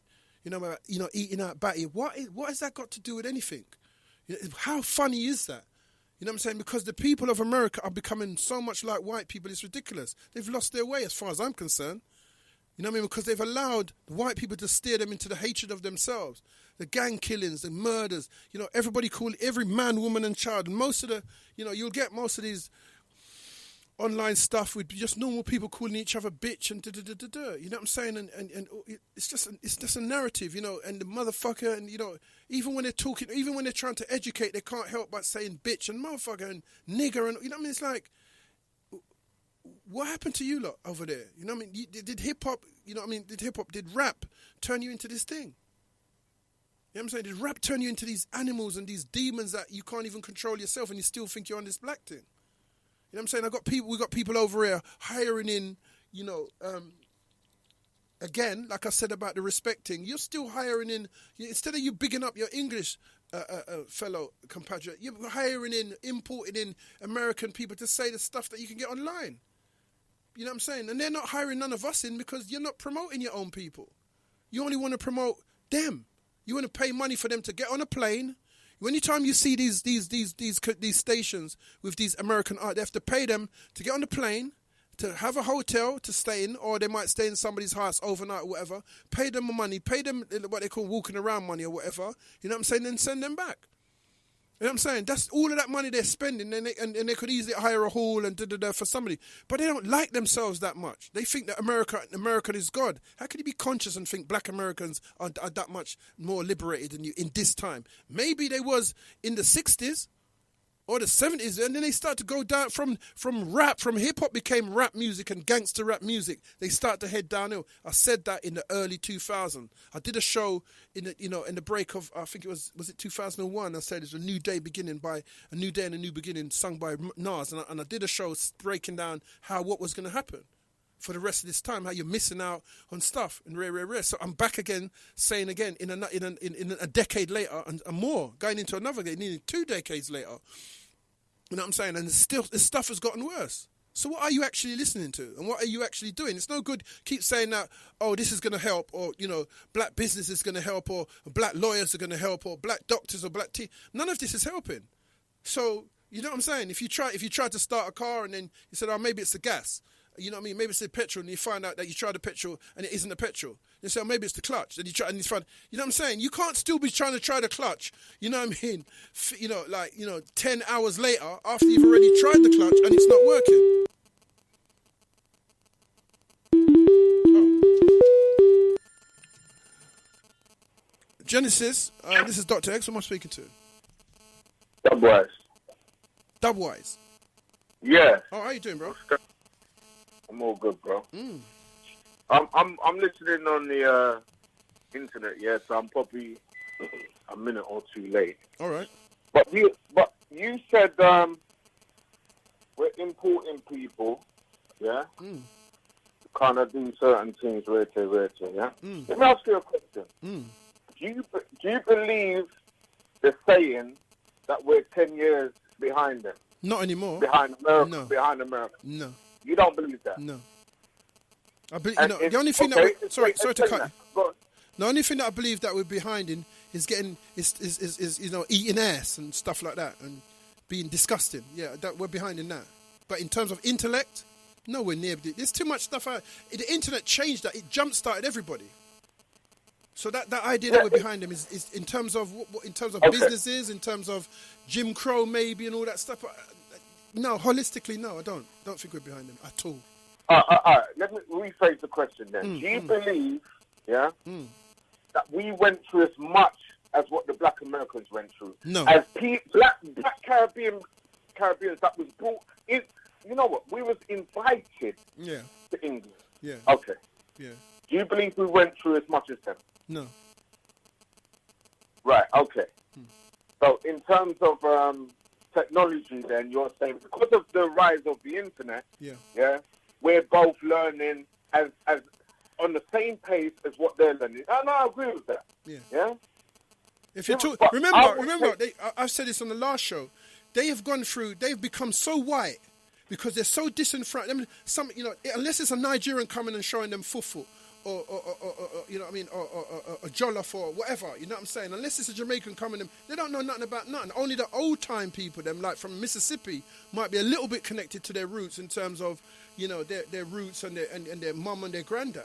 You know what I'm saying? We're now losing that in England. So in that sense, yeah. But in terms of learning and all that kind of stuff, no, we're at the same. You know, there's nothing they can offer us that we can't get for ourselves now. We didn't need. I'm glad you said that. Yeah. I'm glad you said that, brother. Because hear what I'm saying to you now. Yeah. I believe, and I could be wrong, but I'm just going from my perspective. That's fine. Yes. I can see that they evolved in a state. Yeah. That is saying, I believe they see that it don't really have nothing to do with a race, a colour, or anything. Now, hear me closely. My first allegiance, will be with people who have suffered. You understand me? Under a regime that is completely unfair. Right. Yeah? And that also includes black people. Now, with that kind, because my journey is all over the place, but let me explain something to you, yeah? I believe that's where Black America is. When you look on, now, you see Brother Polite, yeah? Everybody turn them back on him because they say rare, and he's moved out of the ghetto, and he's doing this and he's doing that, and rare, yeah? Yeah. He's a white man. What I see, what I see, yeah, and I understand there's other issues because, you know, he rubbed this and he rubbed that and he teased this and he teased that. But what I see is, regardless of the negative, he still aspires to move into a different position, yeah, so that he can then elevate people to that position. You can't say, I'm free, and you're still enslaved, and you reckon you can free people. That's the philosophy. I'm a simple person, yeah? And I don't see a man that is still enslaved reckon he can free people. Wait until you're free, and then you can free me, innit? You can show me at least the ways in which you took to be free. Free of what, sir? Free of the enslavement. There's nobody free of that. No. We're not. No, listen, I'm not under an illusion to think, that black people will be completely free. But you have to take things in stages. Yeah, right. So who are you referring to then? You've returned to Polite that. I'm talking, and him and other people, yeah. Because he came out the ghetto, bought a Rolls Royce, has got 3 wives, lives in. I don't have a problem with him buying a Rolls Royce, no, I'm not saying you do, buying sir. a big yard. Yeah, sir, but that's not what I'm saying. I'm just mentioning what he's done. I'm saying, you know, and he's gone into Hollywood amongst white people. You know what I'm saying? And that's where he's living now, and you don't have a problem with that. He's what, free? Is he free? Are you saying? Or are you saying what are you saying? No, he's not completely free. No, absolutely not. No. What are you saying then? Is he a little bit free? I'm saying he's elevated himself out of a situation into a different situation, and that's the first step. Yeah. So if I'm going to follow anybody, I'm going to follow somebody who's elevated themselves out of one situation to another. I get you, but that's because of the way you understand it. Because what he's done is used capitalism. He's used the money of poor people to elevate himself to a show-off state. He hasn't elevated anybody else. They all keep saying the same thing. They all keep saying the same thing, me and my family. But the fact is, hundreds and maybe thousands of people helped him to get to that state. So all you're doing is doing what the white man does, which is capitalism, which is that capitalize and exploit people who feed money into you. No one would. Do you think there would be anybody saying that if he built a school first, then moved there? Do you think anyone would have blamed him, or would anybody be licking out against him if he had taken some of that money and did something for black people first before he moved out there? Do you think they would have been at the same trip? Should they have done it before he moved himself and his family? No. answer this. Should he have done it before he moved himself and his family out of it? Yes. Yeah. Yeah. You come on, bro. Yes, come on, bro. You see, what you're dealing with is the selfishness and the self-centeredness of the Western mindset. We don't operate like that. I am not saying that doesn't mean he was going to be living in poverty. That wouldn't have meant that he would have been starving. He was earning enough money to buy a Bentley.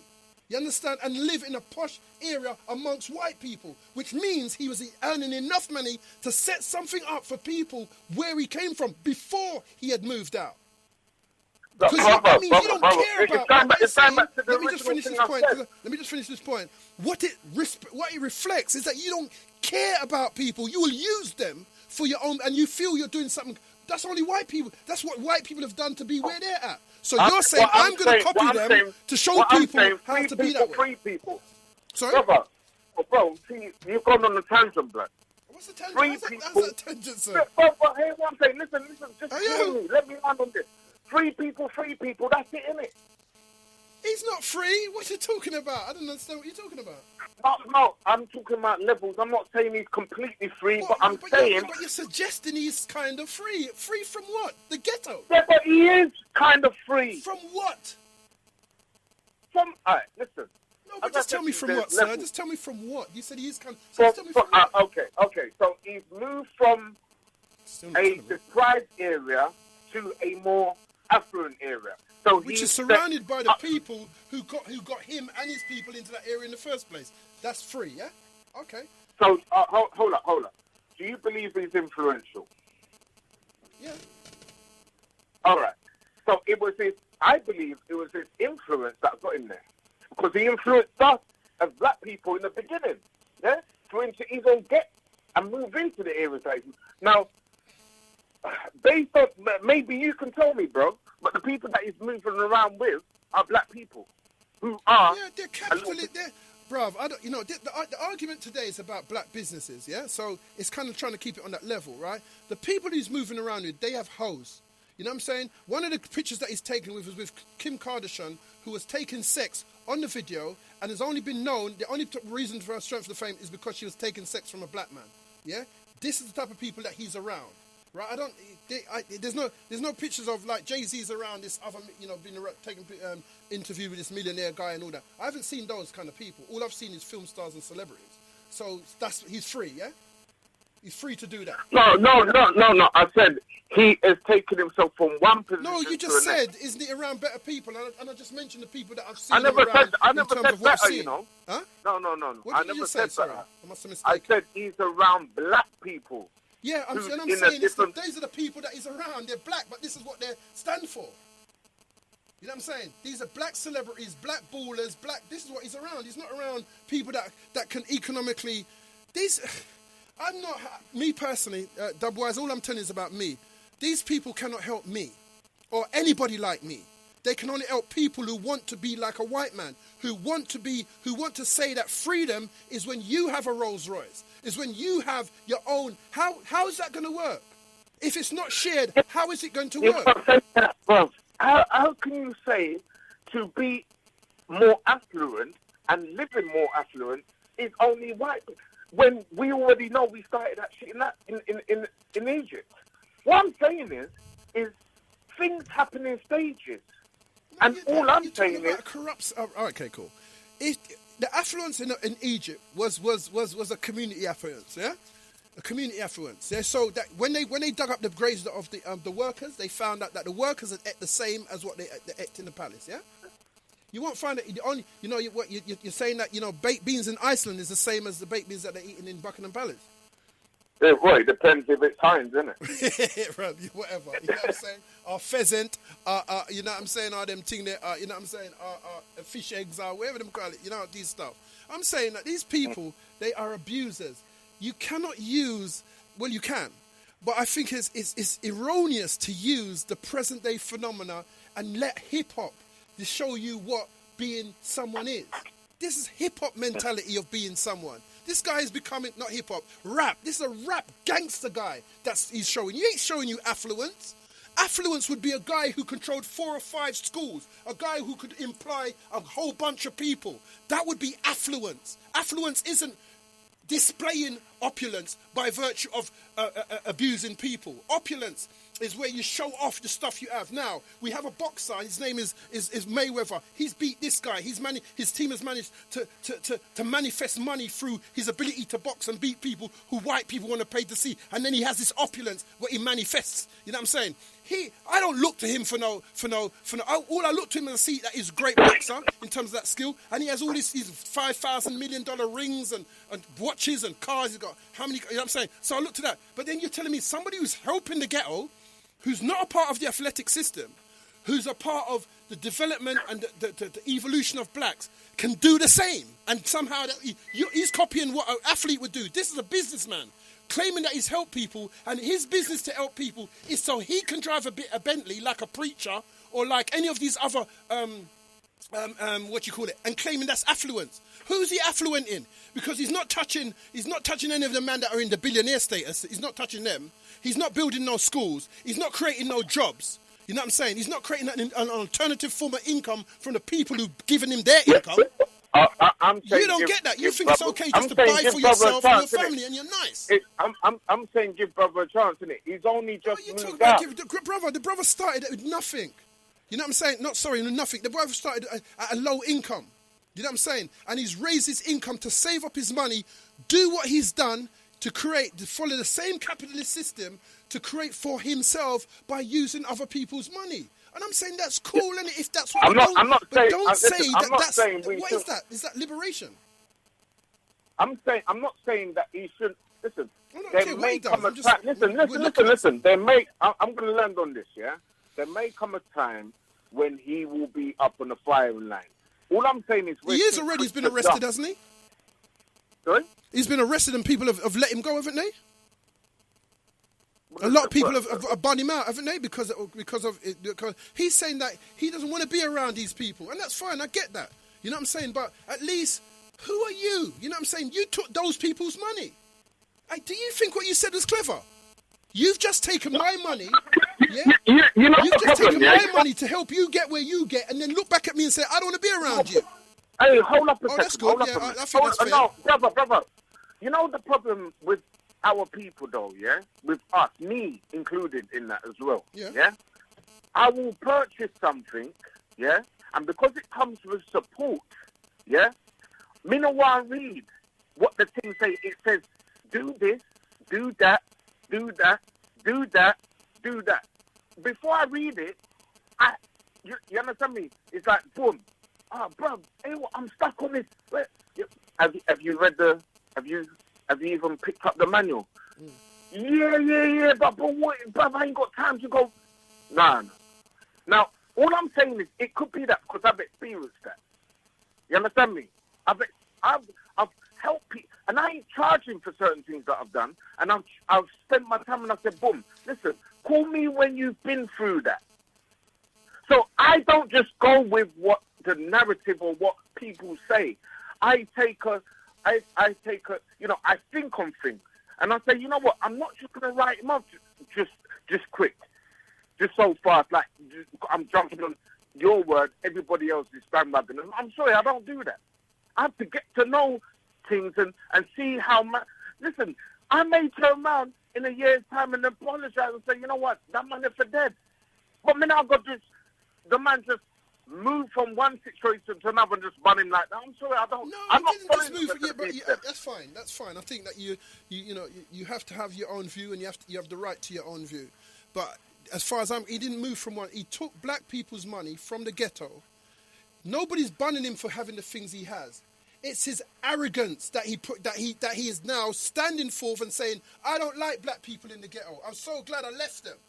You know what I'm saying? These are the things that's coming out, these not verbatim, but these are the things that people are banning him for. They're not banning him for moving as so much as that. They're also banning him for that, but not as much as his disdain for the people that got him to where he got. How on earth, what do you expect if you're going to show people disrespect after you get to where you get?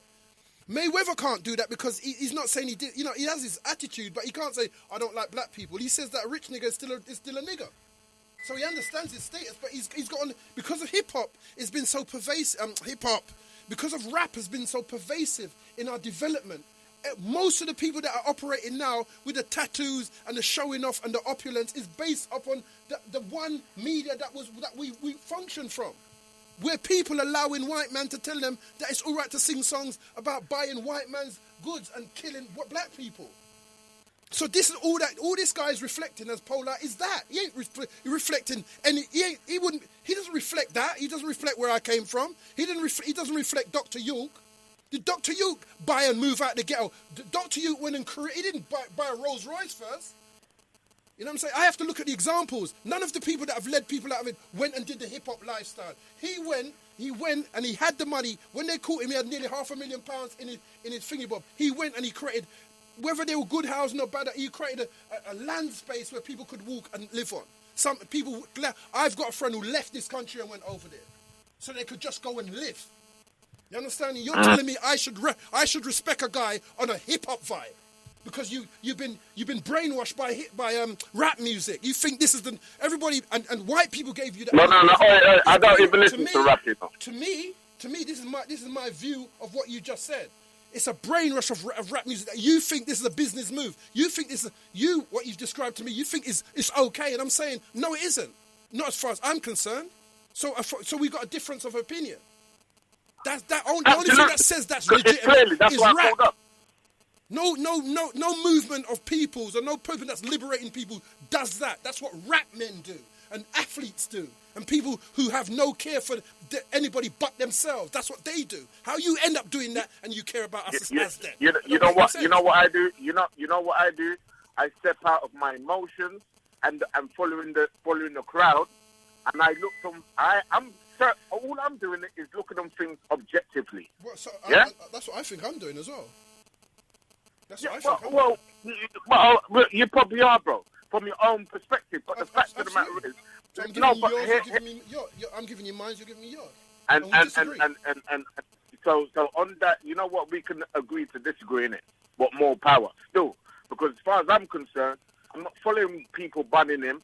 I'm saying I'm just sitting down watching to see what he's really going to do. If you haven't come to that conclusion, that's fine. If you think he's a good guy, then that's not no wrong. That's cool. I said I'm still watching his movements. That's all I said, bro. No. What you said is that. I know. Okay. Because to go back into. No. Go on. What did you think? What you're suggesting is not exactly what you're saying. What you're suggesting and implying is that what he's done. You try to make out as if what he's done is cool. You know what I'm saying? That's why I had to say what I had to say. And I'm saying I don't think it's cool, but nothing's wrong with you thinking it's cool. That's what I'm saying. Because I said he moved himself from one level to another.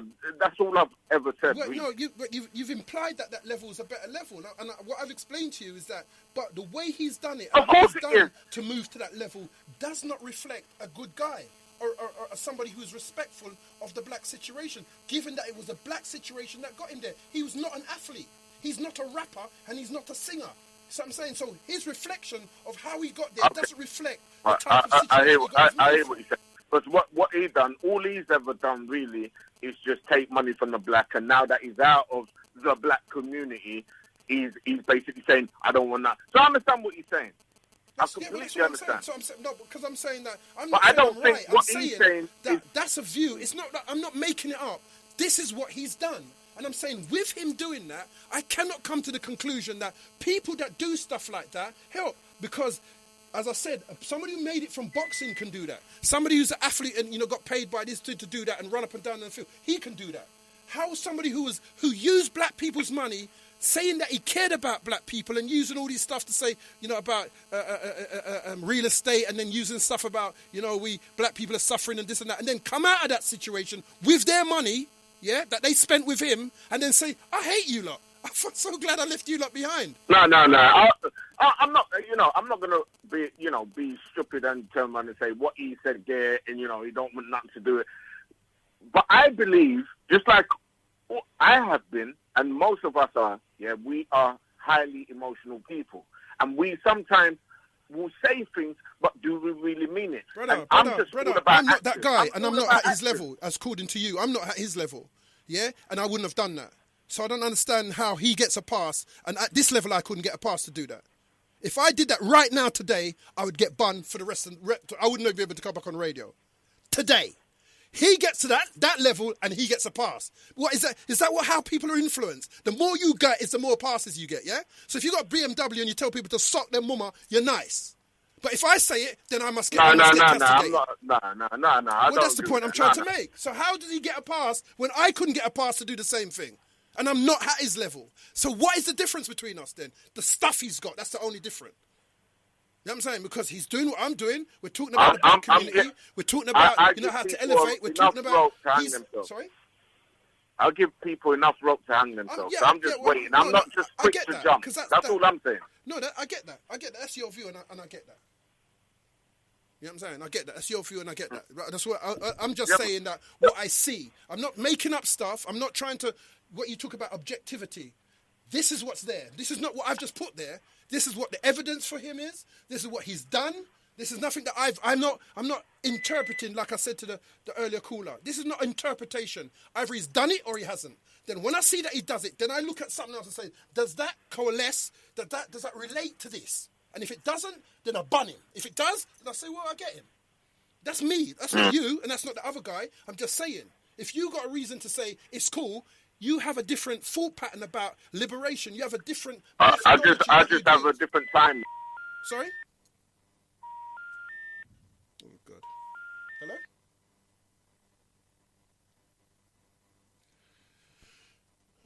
What happens here, then? What happens when the battery runs out?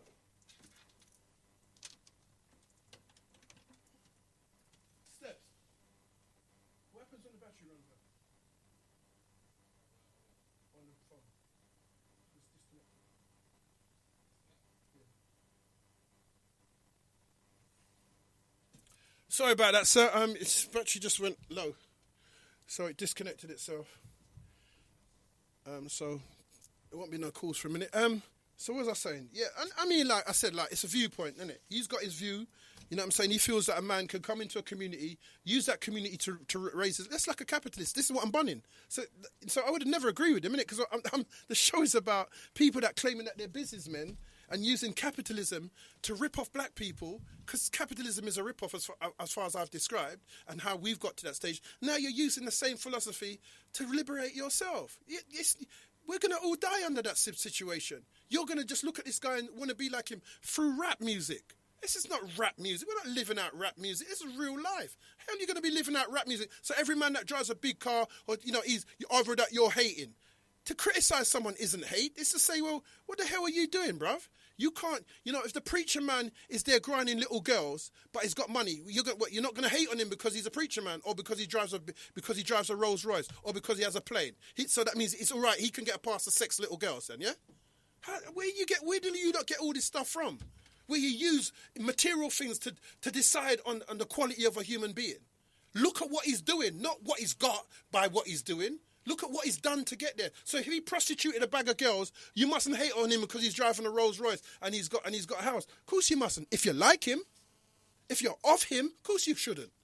But I'm not of that, and I'm not talking to people of that. You know what I'm saying? So that's where there's going to be a discrepancy, isn't there? You know what I'm saying? I said business under capitalism will destroy black people. That's what I'm saying. There is no evidence that capitalism helps black people because it's what's led the poverty throughout. How can you use that system? And you know what I'm saying? A man's telling me with the greed of a white man that he should just have his own shit and do it the shit, but use black people to get there. That's what white people do. You know what I'm saying? That's the methodology and the economic and the political movement of the European. I'm not taking unknown numbers. Sorry, if you can't leave your number, then it means you don't want to talk. You know what I'm saying? You leave your number. Just call like normal people, man. Other don't call at all, innit? Because nobody here is not taking nobody's number. Nobody's doing nothing with nobody's number here. You understand? Either do it normally. You know what I'm saying? Because otherwise we let through the nutters. And if the nutter calls his number, we'll just call that number and rip it out. Yeah, so I'm not saying that a man has a right. A man has the right to his opinion, but if you can show me where capitalism works for black people, show me it. Don't tell me that you're not going to hate on a man because they taught you about hate. All this language, this new language, comes from rap music. It's not real language. It's a brainwash that they've used. They've used rap to brainwash the population so people want to eat ass and suck pussy and suck dick and have threesomes and all. That's brought. It hasn't brought nothing. Where is the majesty of rap music? What has it brought to us other than looking at people and saying, look what he's got, you hate because he's got 10,000 pounds worth of jewellery on, or, you know what I'm saying? Is that the majesty of it? Is that what all young people in schools and in the ghettos, that's all they got to look at? Some guy with a bag of chains on, chatting, yeah, motherfuckers, yeah, you don't know, like, yeah, is that what he's got to look up to? That's what my son should be looking for. Some guy who can barely speak but has Rolls Royce. Or 5 or 10 or 6 or 7 cars, you know what I'm saying, on some little rap rare. Sorry. Hello, this is Genesis. My name's Doctor X. Who am I speaking to? Greetings. Hello? Hi, can you hear me? Yeah, who am I speaking to? Who am I speaking to? Yes, it's Elliot, man. I'm calling from North London. Oh, how you doing, bro? Yeah, I haven't been listening to the show long, but from what I can gather, are you talking about Polite? Yeah, brother Polite, yeah.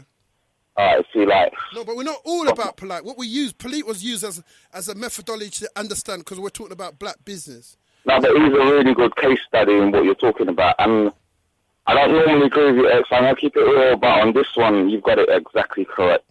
Exactly correct. Because that brother, basically, he's an opportunist. Absolutely. And at the end of the day, if he's about making money using the means in which enslave, our people, quote unquote, then, it's either like, just say what you are. If you're a capitalist and you believe that under the guise of the Black Power movement or whatever movement you put yourself under in order as a mask, then just be honest. That's what I have to say. Well, I agree with everything that you just said. Is exactly my sentiments. You get what I'm saying? I'm saying that you're using capital. If you know the black situation, how can you use capitalism to defend it and defend your movement? You're using rap music. Right, so you're making an assumption, right, whereby, you see, we're not a homogenous group, and you're going to get people who understand capitalism and will roll with capitalism because they don't have a vested interest in the wider community. Absolutely, yeah. So they're about enriching themselves. And fair play, if that's who you are, be who you are. But the point I'm making is, right, he's convinced a lot of people that he's some so-called pro-black. Yeah. And I've looked at his work, and at first, when you listen to him speak, he really is not saying much, really and truly. If you analyse his words, you should put up one of his speeches, and really, when you listen to it, he says intelligent words, or words that you think, he's actually saying something to enlighten us. But really and truly, he's a great con artist, and I'm just going to keep it real, just like that. Yeah, absolutely. And I agree, to some extent I agree with you. Like, to me, as I said, he came off the school of Dr. York, yeah? And Dr. York, yeah. Yeah, he went away, so he's, he managed to, and he's good at his memory. And even there's mystery in that, because people don't even really understand where he come up from, because there's all different stories where he originated out from. And he said he was with a gang. He was in some gang as well, like one of the Crips. Yeah, and that's right, correct. So you see what I'm saying? I mean, it's rap. When he talks about his childhood basically and his mother, because he really didn't know his mother that well because she died when he was younger. You could see that there's a need to attach himself to something, and there's a pain still going on there basically. So him attaching himself to any movement what was going in order for him to have a sense of belonging to something, but really and truly the character himself is someone who basically is just like every other sort of like so-called rapper, hustler, basketball player, whatever, just leeching off people basically to enrich themselves. And you know what, if that's who you are, I'm not going to criticise because I can't say that you can't be this. You can just be what you want, but don't pretend to be something else. And you're right on that point. Yeah, exactly. So you haven't. That's what I'm saying. I've been saying this throughout the show. Exactly what you said has been said throughout the show. I'm saying that black business, when it's done from a capitalist perspective, does not help black people because capitalism is based off of exploitation. There is nothing more. Conservative people conserve capitalism. And conservatives are the ones, conservatives and these people were the people who introduced through the government slavery. How can you then use that to think that you're liberating your people? You know what I'm saying? We had other discussions. So that's how we got to But what I would say to you on that score, I would ask you to show me a system what doesn't exploit people. I mean, like, what I'm saying is this, right? There's not a system at the present. What I'm saying is that if you're rebelling against the system, you don't follow the system that's enslaved you. That's what I'm saying. Yeah, but it's like. I mean, I've analysed this, yeah, and whatever system you're working under, whether it's like an African-centered system where I don't believe in this utopia what we have, right? Because human nature is human nature at the end of the day, and human nature in its worst form is to capitalise of people's, exploitation. That is the worst form of human nature, and that runs through all people. All nations, all nationalities, everything. So the capitalist system, the reason why it's so successful in disguise, because if you can move labour and wealth and create stuff just by using paper, that is going to be successful. Well, no, because you can. No, but that's not. Yeah. With respect, that's not how capitalism was created. Capitalism was created by murdering people and stealing their property. That's how it was created. And tricking people out of their property. That's the basis for its creation. So anything else other than that is supporting the same system, isn't it? You're not changing the system. You're correct. You're absolutely correct how capitalism came about by exploitation. Right. But what I'm saying is, the reason why people can't see it as it is now, because they created that wealth. They created that wealth, and all they've done is exchanged that murdering, even though they still do it, but they've exchanged it for paper now. So they can move a lot of things and get things done by giving people paper, which they put wealth on. But that paper's based on the armies and the weapons that they have. The reason why people give respect to the fines that you get and the penalty charges that you get and all that is because they have another force that enforces that rule. You know what I'm saying? They have a whole heap of force, a whole heap of aggressive force that enforces their need to get more money. So what I'm saying to you, these other ginnels now, the hustlers, remember, it's like there's a tune called Hustle, Hustle, Hustle Hard. You know what I'm saying? That's what's in rap. So it's become a little sort of mindset of blacks now to just hustle. You know what I mean? And hustle anyone, because the music of rap is racist. It's all about hustling other blacks. They never talk about hustling the record company. They never talk about hustling the man on the street or the white man out of his Grammy or nothing. It's always about hustling other blacks. And as long as you stay within the confine of disrespecting your own people, you're free. That's what capitalism is, because they have the power to keep you there. They own the record companies. They own the media outlets. They own the distribution companies. So unless you do as they tell you to do, you cannot. So why would a group of people tell you to sing songs about your liberation and your development? Isn't it better to call your mum a bitch? Isn't it better to sing about, I've got hoes in Atlanta and my car's a Panda? Isn't it better to sing about that, which makes no real sense, than to say, too much of the killing in the streets and finding, very unique ways of expressing that through music? No, they're controlling the way your narrative is. You understand what I'm saying? So saying, I'm going to start a black business, under what guise? Under capitalism. Means that you're going to have to buy what are you advocating, though? What are you advocating exactly? I'm not advocating anything. I'm documenting and you're just explaining our present current situation in terms of the system in which we operate under. Yes, and how just like Polite, how people use one system to claim that it's like you using black economy or black businesses as it's not a liberation. It's a business system. It's not liberating anyone. Because you have to pay the VAT and you still have to pay the taxes. It's not a separate system. Black business isn't a separate system. Supporting a black man is not creating better schools. Supporting a black man in his business is not creating better housing. It's not, you know what I'm saying? That's not what it's doing. All you're doing is putting your money into a business. You as a business, if you listen to what I said of how the word business breaks down, it breaks down to mean busy, which is the adjective. It's not. I haven't made it up. It's nothing. It's not no tell-lie vision thing. This is how it breaks down in its etymology. Busy and ness. You can look it up. Busy and ness is how it's broke up. So it's what you're busy with and of that. So everybody has a business. Like people say, mind your own business. So my business is so I can survive on this planet with the money that I earn. I must spend it where it's affordable. If a black man's going to start a business where he thinks he can exploit me and I can go to the Poundland and get something that he's selling for £2 and get at Poundland for £1, my business says it's economic for me to buy it at Poundland. not because you're black. Now, if you're black and he's selling it for £1 and you're black and you're selling it for 99p's, my business says I should spend it with the black man. That's what business is about. There are different models, aren't there? Sorry? There are different models, aren't there? There are different models. So, for example, the cooperative model basically is people putting their money together and creating wealth within a group. Yeah, so you don't necessarily, you're not looking at the wider group, you're looking at a smaller group, and you can create, for example, schools and education, places of education and places of excellence. So you can educate your own in order to sustain and maintain your hegemony in terms of where you are and what you're doing.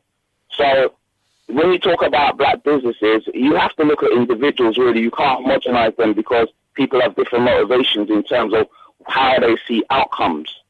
And in terms of myself, because at the end of the day, I mean, I could stand up and fight against the system and say, yeah, down with capitalism. I could be a socialist. I could be whatever ist we put on the end of it. At the end of the day, right, it's the human behind it and his intention. And if it's about exploitation of others, then I don't care what kind of ist you put on the end of it. It's going to be the same outcome. Because if you look at the systems, what they use in, say, the Soviet Union and in China, right, there was mass exploitation, and they don't use a capitalist system. They may use it for expedience, yeah, right, but their base system is one of the communist system, which I'm sure is just as exploitative as all the other systems.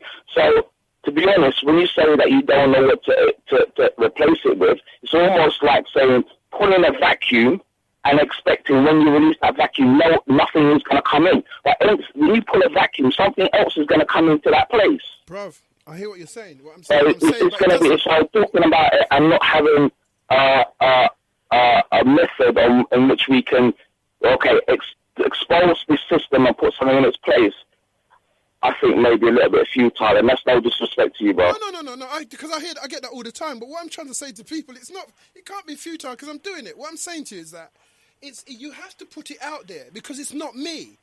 You know, it's a very narrow-minded view to think everything's going to come from me. There's billions of us. I'm saying that you're putting it out there so you're challenging established beliefs. That's how everybody's always moved forward. If you don't I understand. And on top of that, and to further your argument, you ask the people what their opinions, what do they think that we can do in order to overcome this system of oppression. It doesn't matter what you think. What matters? I think it does, bro. I think it does. What I'm saying in terms of me, I can't do nothing about that. You know what I'm saying? I've asked people what they thought. But you are in the process of doing something about it because you're making people aware in which the system in which you live under. No, that's not what the question you asked. You said the other question you asked before that is what can I do about it? You know what I'm saying? I'm saying, well, I can't do nothing about it with what people's viewpoint. What, in terms of a solution, you're saying? Sorry? In terms of a solution. I mean, identifying the problem is part of the solution, isn't it? What I'm a part of in terms of the chain, knowing that I'm a part of a chain, is creating that environment where people question stuff. And then out of that, there might be a 7-year-old right now that's coming up. I don't know. I might have a further part to play down the line. I don't know. What I'm saying is that this is where I am now. Just like what I said when I said 17 years ago when people said, why don't I do live shows? I said, because I've just started. I don't know where I'm supposed to be. I'm like a baby. So you can't expect me to go Let's be growing. Yeah, I get it. So all I know at this point in time is there's a lot of false flags out there in terms of what is meant to be black. I've done the African thing. You know what I'm saying? I'm telling people that you're not African if you're mixed. I've done the black and white thing. I'm saying that if you're very, very light skinned, you cannot be a black man. If you look at your mum and she's white, you're not black. You know what I'm saying? Whatever, you need a classification that's accurate. So all these things I'm doing, I'm trying to make it more accurate for people to look at what they're doing. So if you want to invest in a capitalistic business, as you just said, do you know that's what you're doing? Don't kid yourself that you're helping the black community. You're saying, I want to make some money, and that's cool. You knock yourself out. But don't say I'm making some money to help black people like what Polite did, and then do what you're doing, and then kid people because you're using the same system that you can't fight against the white man by using the system. You know what I mean? And you're saying communist system. You're talking about a European communist system. You're talking about socialism. You're talking about what Europeans do with the socialists. They abuse everything they touch. So the socialist way of life is uniquely human. Because all of the society... So it's almost like you're saying this breaks down to DNA rather than sort of like a system. I believe it, because as you said it depends on the human behind it. Isn't that what you just said? So I believe that there is a level of humanity that comes from the original peoples that these other people have come across the entire globe and murdered and taken their property and then selling it back to you as some kind of way of life that all humans are like. So why didn't the Aborigines, why is most of the Aborigines being murdered off? Why is there no Ararat Caribbeans left out? Why is half of the Indian population half white now? Why is the Jews according to the capitalist system, isn't it survival of the fittest? Not the system. Isn't it the survival of the fittest, bro? The fittest will survive. The system is driven by Europeans, sir. And the Europeans are what create these systems that support their way of life. Listen, bro, I've just come back from a trip from Ghana, yeah? And that's definitely giving me a different perspective in terms of systems, yeah? They're rapidly embracing a Western model because in some aspects it's taking people out of poverty. In some aspects, it's giving people aspirations, yeah? So, like I said, if you don't have the control of the narrative, basically, of the story, if people can come along with a load of cash, right, and change your circumstances, right, then it's very, very difficult for those who basically deem themselves in a lesser position to resist that, unless there's something to counter that force. Exactly. And there's absolutely not, we don't have nothing to counter it. At the moment, so it's just going to march on, isn't it, really? This is what I'm saying to you. By putting it out there, you might be. There's lots of Hollywood movies, then, for want of a better word, where people have grander a view of life than like the first set of money that they offered AJ as a boxer was 50 grand. He said, keep that. Most people would say, oh, you change. He would have changed his circumstances immediately. But he said, I don't want that. I don't know what he said to himself because that wasn't in the narrative. But he said, I don't want the 50 grand. And now he's just had a fight for 15 million. So I don't know what it is that you can do or anyone can do to stop that. But what I do know is that it's not always, you're saying everybody can give into money. But if there's some people that say, I don't care about your money, that's when it starts to change. Not when as soon as you see a bag of money, you just start to do what you dance to the tune of the pipe. So you offered a solution there, haven't you? You just offered a one part on how we can resist this. I don't know about this. Don't sell out for money, man. That's what it is. Because there's a bigger story. There's a bigger picture beyond the money. That's not, when somebody's hungry, when somebody needs, and when somebody's got a low level of whatever they have in terms of intelligence, integrity, whatever, you can't legislate for that because that's just a philosophy. What I'm saying, if they can't legislate for themselves, just like any other system in the world, others who have integrity and who have that stature and have that strength have to legislate for them. Yeah, but that's already happening. The white people have already conquered most of the African lands and most of the black people's lands across the planet. So that's already happened. I am saying I kind of disagree with that, but I hear where you're coming from. Well, tell me where they haven't conquered then. I mean, where haven't they conquered? Well, like I said, I've just come back from the motherland, bro, and you know what? Yeah, you just come from Ghana. There's a deeper hierarchy what goes on in Africa right now, and trust me, it's solid. And I didn't realize it until I sat down in deep conversation with brothers out there, and they showed me how it worked, and it enlightened me. So at the end of the day, I feel that in order for us to have a better understanding, we need to talk to much more people and have those links with people who actually live in them. And I'm not saying that you haven't. I'm saying that as a general statement. No, that's cool. What I'm saying is that I get what you're saying, and you disagree, but you haven't really shown anything that says that what I'm saying ain't true. I'm saying they've controlled it because the language that they speak in Ghana is English. And the fact that Ghana's making a move to change that, we'll have to see what happens next because they'll move people in there. They'll send mercenaries into Ghana to create opposite factions if they want to still control Ghana. That's what they've been doing throughout time. Same thing they do in Uganda. They just repeat the same behavior. In order to control a place like Ghana, you have to get into the culture. And the culture of Ghana. You see, you can't make a move in that country, bro. Like, people have gone over there with the best intentions to set up land, this and that. If the elders, if the people who have real power in that country don't want you to move anywhere, they will stop you in your tracks. Yeah, but see what I'm saying? We're not talking about that, We're not talking about whether it's the Chinese, whether it's the English, whether it's whoever. Bruv, and that's, I mean, whether you believe that or not, that's up to you. What I'm saying to you... Bro, I've seen it. I don't need someone to tell me. I've seen it. And I get that. What I'm saying to you is that also history has documented a lot, in a lot more tighter situation.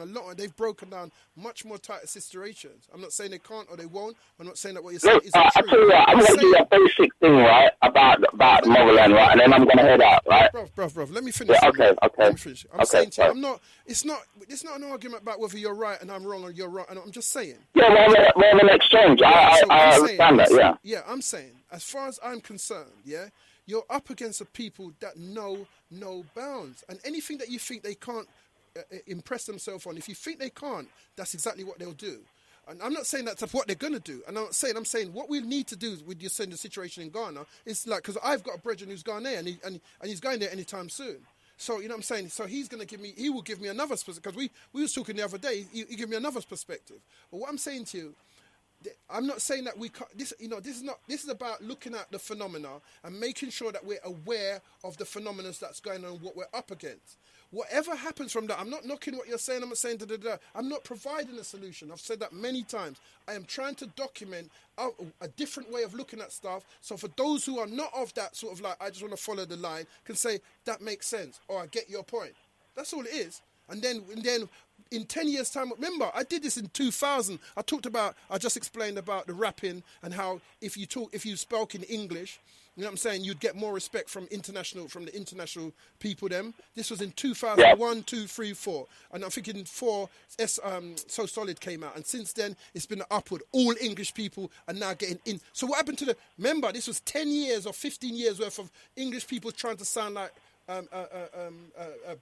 Americans, yeah? So all I'm saying is that when I give my narrative, it's like a future thing. Like I'm saying to you, if you don't do this now, or if you don't see this now, then this is what's going to happen.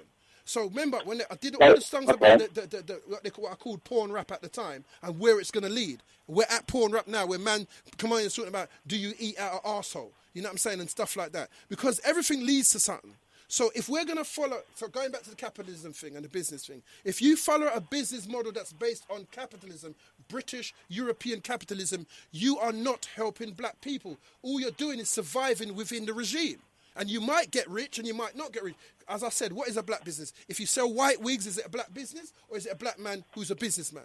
Because you're following the European model. So if you're going to do business for black people, for the development of black people, then you cannot be selling a bottle of cucumber juice in a bottle that you emptied off the street. You know what I'm saying? Washed out, and then you're selling that for nearly £3.50, and it's less than it's 200 millilitres. That's a rip-off. That's not you helping black people. That's you ripping your own people off because they have no other outlets. I'm not supporting that. That's what I'm saying. I'd rather make my own, because I can tell you it doesn't. You know what I'm saying? You can buy 4 cucumbers for £1. You know what I'm saying? You can buy this and that. So if you're going to make into some money, why would you need to sell it at £3.50 in a reused bottle and think that you're doing black people a favour because it's organic?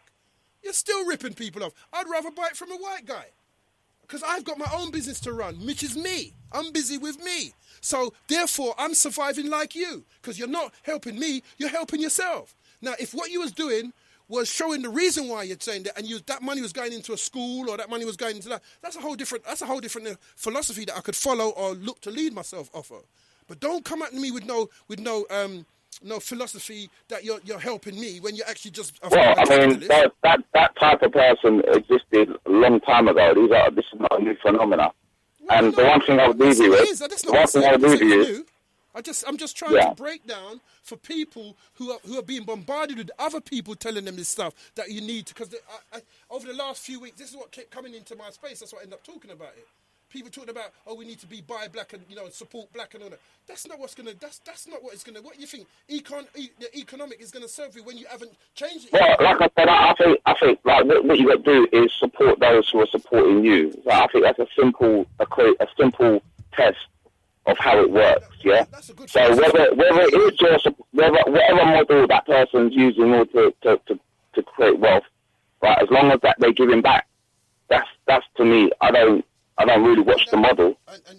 So what I'm saying, and the last point I'm going to make, bro, because I'm going to leave out, is I forget my point now.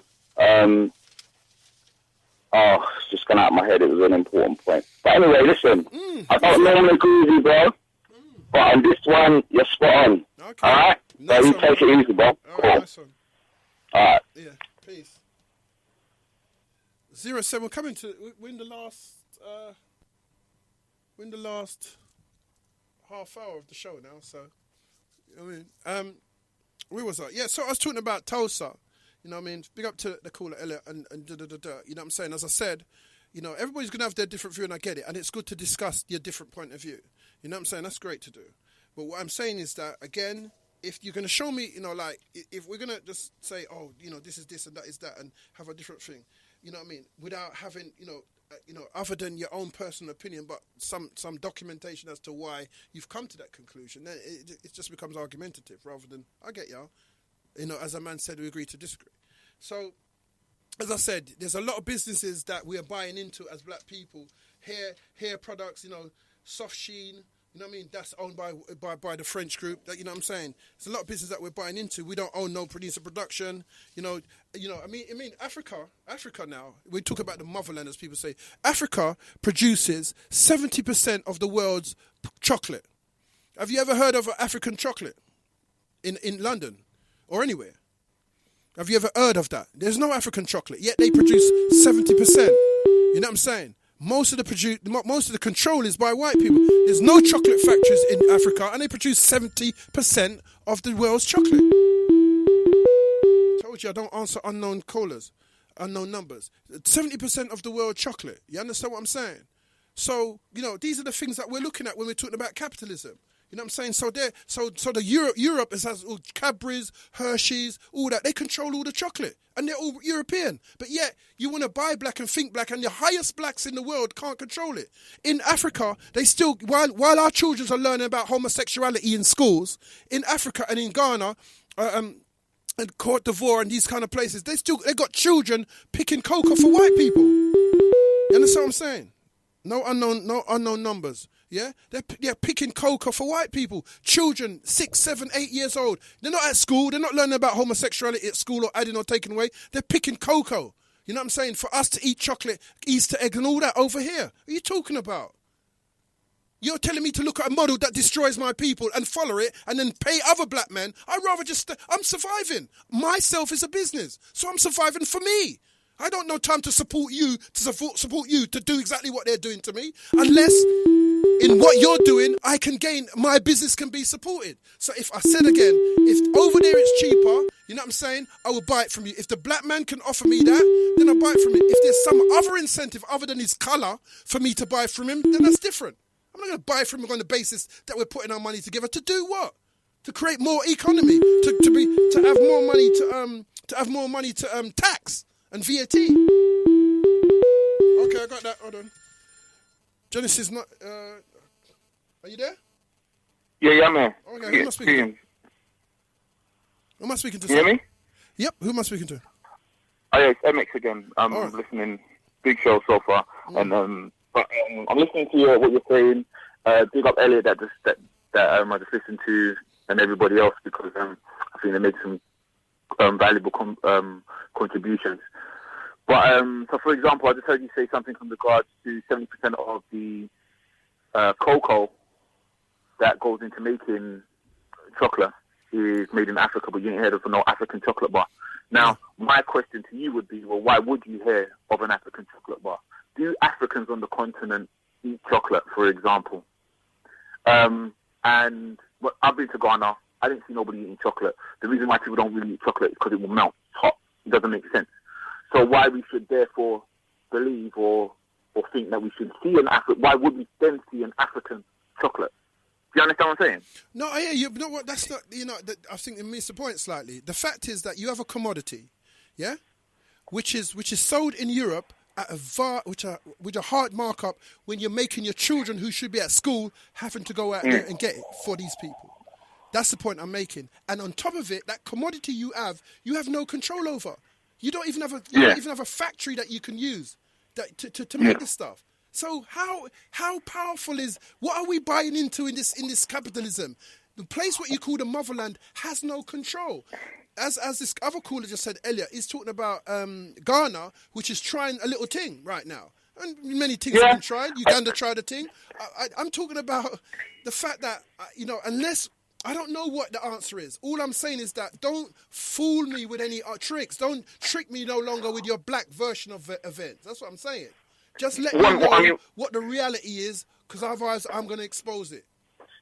100%. I mean, I agree with what you're saying, because this is why I had a little issue with what in terms of like, no, it's not coming at nobody, but like what Doctah was saying. And this is why I think, honestly, in Black Britain, we need to kind of realize who we are in the scheme of things. Me personally, MX, I think we are the most brilliant specimen of black people on the planet. I actually don't think there's anybody else on the planet that is as great as we are. The reason why I say this, maybe some people in Canada, the reason why I say this is for a couple of reasons. We are the only black people, the black people who are in Europe, who are here in this location by choice. We are not where the white people left us. So there was a question in regards to, so like Dubwise asked you a question. Have we here experienced as much as those people have in America? Right? You asked that question. Yeah, I said no. And he said no. Well, that's not really a question. For me personally, I don't think that's a question that pertains to us anyway, because we are here by choice. We're the only people. My grandma chose to jump on a plane. She said the Iron Bird and come here. She got an invitation. She came. Yeah. If let's say for example, if we all got up and we were sitting in yard somewhere, yeah, Jamaica, yeah, Genesis is in Jamaica, and Dubwise called in and said, can we in Jamaica say that we have suffered as much as the Americans? Then in Jamaica you say, of course you have, because there was lynchings and there was killings and there was people's foot chopped off and all of that stuff. So again, it's just certain questions are being asked, but we are not to really answer those questions, really and truly. In terms of, so that's one aspect. So in terms of where we go for like moving forward now, one thing that we have to do, like you wisely said, we have to kind of turn our backs on the American story and these people that are paying these people to come over to sit down to talk to us about what you can't even sort out your own problems in your own country. How can you come here and talk to us about what we need to be doing? Absolutely. Do you get what I'm saying? Absolutely. But we do. But again, I mean, but we do have to kind of move away from this idea that just because it wasn't done in the past doesn't mean that we can't do it in the future. And so I've been racking my brain, because we had a conversation earlier today. I've been racking my brain into an example of what I can speak about that wasn't there back in the day, but is here today. There's loads of things. But one thing I'm going to say is Bitcoin, for example. Bitcoins, yeah? So something like Bitcoins, right? This is where the black people in Britain need to kind of smarten up. So here exists a currency, a form of money that actually doesn't really physically exist. Shaka Zulu or whoever, Martin Luther King, whoever you want to go, they didn't have anything like that. If they wanted something, if they wanted Marcus Garvey wanted a boat, he had to get some money. He had to get some of their money to pay for a boat. Along comes so now we're in the 21st century, along some Japanese man comes up with a way, he's basically mined money, created something. So this Bitcoin exists, but have you ever seen a Bitcoin? No, I don't know any. I know people that have, who say, yo, I own a quarter of a Bitcoin, but they actually don't have a Bitcoin in their hands. You get what I'm saying? Yeah, it's digital money. So this is something that I think is an example of proactive, forward thinking, and I think like this kind of thing can kind of show us that there are ways out. We just have to kind of elevate forget about America, because America can't solve its own problems. You get what I'm saying? Black Americans, stop all of this, and we need to kind of and again, because although you're saying a lot, and again I 100% agree with you in terms of hip hop or rap music, but we've got a lot of artists over here, and I honestly think that who are still true to hip hop, talking that political stuff, the stuff that is more empowering. You know what I mean? You go to any of these events. I think Ras Wonder had an event the other day. I mean, I couldn't attend, but I had one of my brethren did, and he said, yeah, there were some rappers that came up on stage. They were talking like that real progressive-ish. You get what I'm saying? It was a talent show kind of thing. We've got the talent here, and we have to kind of empower our own talent. We have to just get off that American tip. This is what I'm saying. And I agree with that. You know? Like as I was saying before, it's about just finding and knowing that we are being deceived by our own as much as the agents that are being paid. You know, people like Birdman, these people that they're paying them to denigrate and to subjugate black people. They're being paid to do that. You know what I mean? Yeah. Because Birdman, as a nearly 40-year-old man, is still throwing up gang signs. These are illiterate. Yeah. You ain't grown, mate. Yeah. You know what I mean? And you're 100% right. How is polite? How is polite getting himself out of the ghetto on the backs of black people a sign of what we should all do? The mathematics don't make sense. There ain't enough. There ain't enough black for us to step on. Exactly. It's just silly to use that model because you're going to create poverty with that model. That's what that model is designed for. It's not designed for people to have enough. It's designed for one set of people who stole it from other people to always have more than others, so they can recreate a race, a synthetic food, a synthetic planet until the planet explodes. Everything that group of people is going to be do is towards synthetic. So in the years to come, black people, they're going to create more diseases to get rid of more people. So just that that group of people will have more say because they'll have millions upon millions upon millions of pounds which are used by exploiting the people. So you now want to be a part of that. All right, well, knock yourself out. I'm just saying. Knock yourself out. Yeah. So that we can't. So this is what I'm saying. But I honestly believe that, you know, because we're in the UK, I mean, there's a film out there right now called I Am Not Your Negro by James Baldwin. It's a documentary kind of thing. You know, people who got, you know, a £5, go down to Peckham Plex, it's there and that kind of thing. Have a watch. It's interesting because I think this is where we kind of prove ourselves as black people in the UK. We can see the issues. I don't think America can actually see the problems that they're creating for the world and the problems that they have within themselves.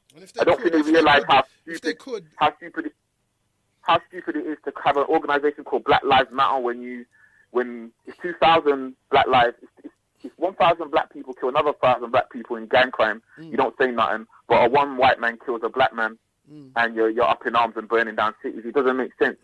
Black lives matter. They all matter.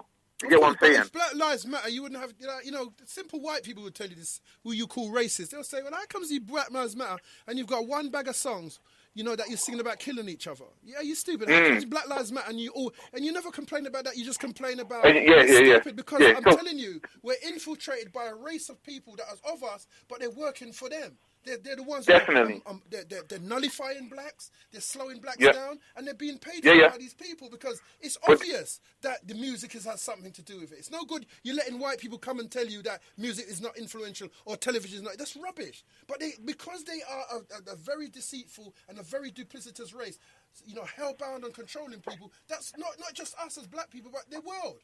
They don't care. Yeah. So I don't know. You can't look at their models and copy their models to say, oh, you know, this is clever. I know this guy is a very clever Jamaican guy. He's hustling the system.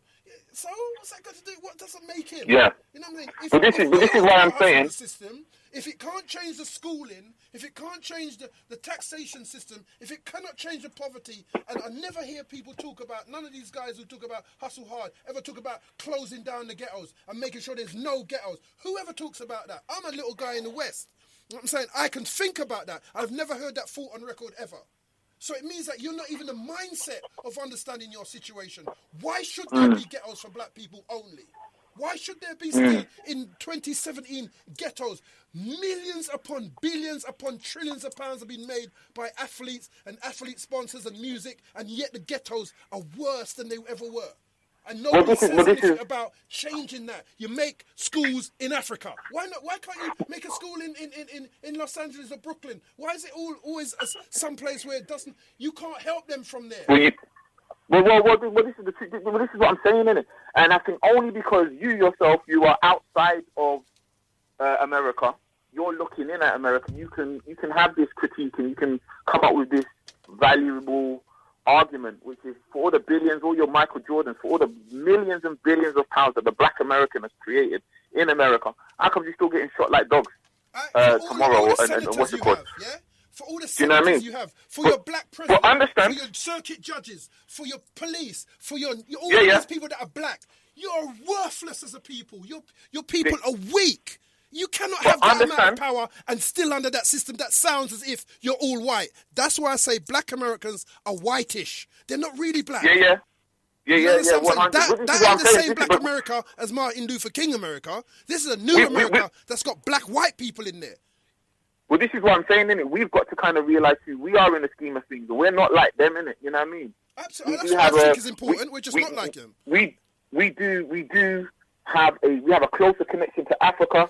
I know this. On Friday, I was at a meeting where they were talking about the amount of money that leaves, like the West, for example, that goes into Africa via Western Union or money, or people hooking up their families.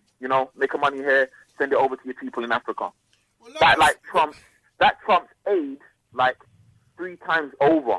You get what I'm saying? Well, like I said, yeah, Africans in Nigeria, they got a problem.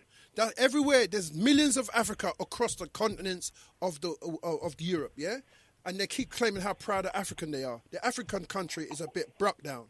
Yeah, if the Africans in Africa were proud of the country, they would have better schools and better roads. People wouldn't have to be sending heating and gas lamps from British countries and Europe to their own country and claiming that they're proud to be African or proud to be Nigerian. It's almost a sin. You know what I'm saying? You know what I mean? All the places where we exist, they're being held by the same capitalist values, because the same thing in South Africa after Mandela. People are still complaining about the capitalist values, how all the rich people live in the best house and the people in the ghettos are still suffering. You're still using capitalism to free yourself. That's ridiculous. And they won't let you get rid of capitalism because the versions of it, which is communism and socialism, they're corrupted versions. They're not a real version. They're not an honest-to-goodness version. They're just another version which they're using the same capitalist concept, but saying it's... Because remember, most of them are Asian, which means that they're part European. All right, boss, so let me go, because you only got a couple minutes left to your show, innit? But rise up to just everyone in Black Britain, understand that, we're the best, and just, we can sort this problem out. That's all I got to say to people. Right, respect, bro. We're the best of the baddest. Zero, Don, we're all done. You get me? Respect. All right, peace. All right, nice son. We're the best of the baddest. You know what I'm saying? So, as I was saying, with all these companies that, like, BET, it's not your company. It's owned by white people.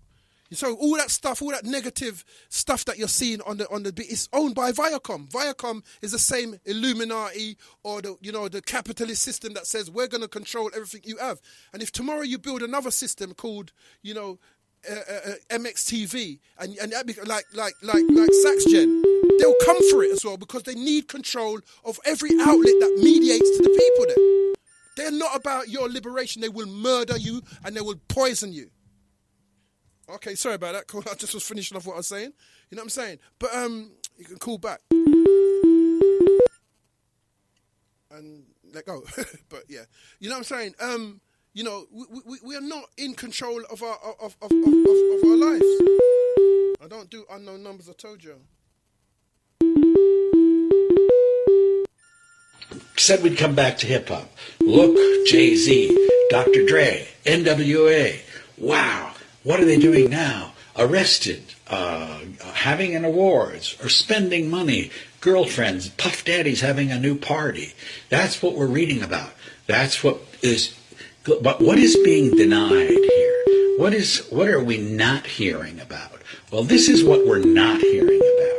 And Dr. Dre is under contract to Jimmy Iovine, who is owned by Lucien Gringe.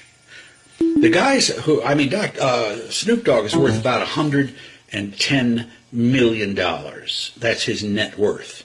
But he was under contract to David Geffen, who's worth about $4 billion. When you follow the money, you realize hip-hop is a white man's industry. The people who say, I like that record, I want this song, I don't want that song. That's a white guy who's making that decision. I like the song with the obscenity. I don't like the song with the politics. So we're going to have this one on the CD and not that one. You understand? Or you want to continue to work for us? So that's the story of hip-hop, according to Patricia Rose. It is the corporate sale of racism. So, for example, Edgar Bronfman who is the CEO, under whom Liar Cohen works, who deals with Jay-Z. Edgar Bronfman is worth between $2.5 billion to $4 billion, depending on the year. So these are white people who control this industry, and we don't know much about any of them. Okay? They're marketing racist images of black people, especially black males, and they're the ones who are profiting the most from it. You get that? You understand what I'm saying? So white people even know this.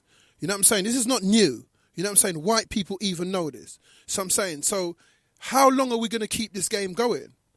You know what I'm saying? How long are you going to allow your children to listen to these songs that talk about killing each other and then complain about why there's so much stabbings on the street?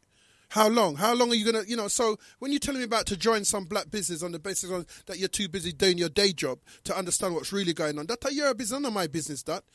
What is this about? What is? I asked you what a black business. Nobody don't know what a black business is because an Asian man has a black business.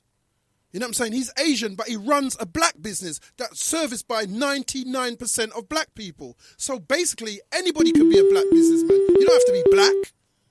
All you need to do is sell black produce, or you can be a colour that sells something, but you're not really a black businessman. You're just a businessman who happens to be black. So you know what I'm saying? It's just whatever. So don't ask me to spend my money with you if I don't have no real reason to spend my money with you other than your colour. You know what I'm saying? I'm spending my money where the hell I want to spend my money. If it's that brother, there's a brother over there, this Moroccan brother, you know what I'm saying? And there's a black brother over there. The black brother over there is overcharging on his suits because he's black and he wants black people. And the Moroccan brother has whatever his retail outlet is or what his wholesale is, from my business, which is my income, you know what I mean? I do better buying from him than from him because they're all in the business. There's nothing special about this guy. He's just black. Is that what you lot are working with? The colour? You stay there. I told you years ago, I told you in 2005, there was never going to be a black school because you cannot have a school based on colour. So now they've just opened the African Caribbean school that you can have a school. And I said this. You know what I'm saying? So if you're not listening to me, you're going to hear stuff repeated later down if I'm still around, you know what I'm saying, of what I told you already. Because you seem to be dumb. You don't know. You don't seem to want to look at stuff. I don't know if you're dumb or I'm not individually dumb, but us as a people, we want to be led by other people who are showing off and pretending that they're better than us. You know, when you start to, as a caller said earlier on, just start to look past all this stuff, look past what people have and what the integrity is. When you stop looking at a girl and start knowing that your best commodity as a post-African slave is your DNA. When you go and have with all these reckless little girls, you're going to create reckless little kids.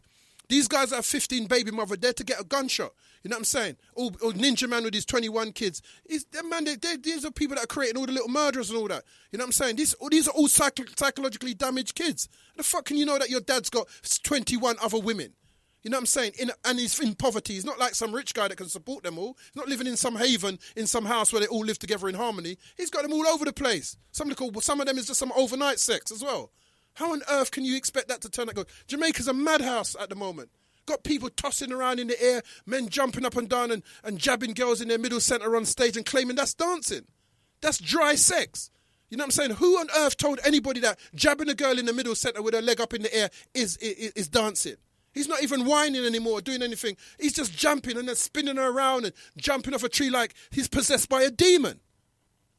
This is what's happening to us, and we're seeing it. We're normalising this stuff that if we saw 10 years ago, we'd think the guy's on some crack. You know what I'm saying? We're not in a position at the moment to be talking about black business. You know what I'm saying? That's going to make us any different because nobody for the past 10 years has done anything economically or political viable to give us a better standpoint so that we can actually make a change. They're always telling you to integrate, get yourself, make white people tell you what to do. That's what they're telling you. Because anytime you stand up and talk for yourself, there's always some little mixed race sellout or some little other little, integrationist sellout that wants to tell you that you can't, I remember going to a meeting and saying to me that we shouldn't use the word black in anything that we name. So if I was going to start a magazine, I shouldn't use black because they've already decided that, they're going to outlaw it.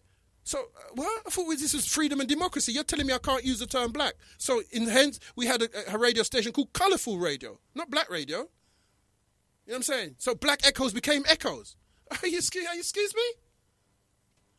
You know, the people that with the advantages tell you what to do and somehow you just fall in line and you think that's going to liberate you, and knock yourself out again. That's what I'm saying. I'm just saying knock yourselves out. If you believe this, you're mad. And we're already mad because you can see by the dancing they're doing in Jamaica, they're mad people. Bare madness they're doing. You know what I'm saying? Jumping off a stage and into a woman's middle, jumping on her belly, knocking her head against a wall. These are mad people. This is not real dancing. This is either they've got some disease over there or the special chem sprays that they're spraying. The Prime Minister ain't saying nothing. The government ain't saying nothing. So the government is being, obviously, doesn't give a shit. You know what I'm saying? Guys are jumping off a stage like 4 feet down onto a girl. What is this? What is this? Spinning her around and throwing up against the wall, jumping and then calling themselves beast and demon and all these kind of names that wasn't about gunshot. It wasn't about being a bad man or a Superman or being somebody, you know, names of animals and wild demons they're calling themselves now. Okay, so that doesn't send a message out to none of you now. All right, follow that music then, yeah? Talking about underneath, and like I said, remember, Jamaicans never used to call on like that until the Americans started it, yeah? All this kind of dog and the Americans started that first. Now they're talking about eating out butty oil, yeah? So that's your next thing on look out for that, yeah? Your next thing is that it's okay to eat out a girl's batty, yeah? Because that's what they're trying to sell you right now, these little white, black Americans, yeah? Because they're showing you everything of Sodom or everything of, I told you about this years ago, of Rome, yeah? Rome, and I did a whole show on Rome coming back to life. And as a caller said earlier on, anything that money can pay for, I do not get yourself involved in now. So you don't have no moral line anymore. I've got to get out of the ghetto. I've got to feed. And the excuses, I'm always feeding my family. Polite, who's used black people money under the guise of being, you know, some kind of helping black people, decides to go out of the ghetto, buy himself a Rolls-Royce. And then when people abandon him, when he gets arrested, he's saying, why you abandon me? Like, you know, But you said that the ghetto, you don't want to be amongst us. You don't like us. You don't like the people that are around you, so you got to live amongst white people. I don't know. They're the ones who enslaved us, though. Why would you? Okay. Okay. If you think I'm gonna be excusing anybody's behavior on the basis that they're black or the behavior, hip hop hasn't got me twisted. You know what I'm saying? I've drunk champagne. I've done lots of stuff in terms of that life, and it hasn't got me twisted to think that's some way out. There's no way out like that. Stupid people have stupid children. Stupid people have stupid children. It's a fact. Stupid people have stupid children. If you're stupid, please don't have sex. Please don't have sex. Please don't have sex. Now, if you're white and you don't admit that it's great, you're an asshole. It is great. And I'm a man. How many advantages could one person have? I'm a white man.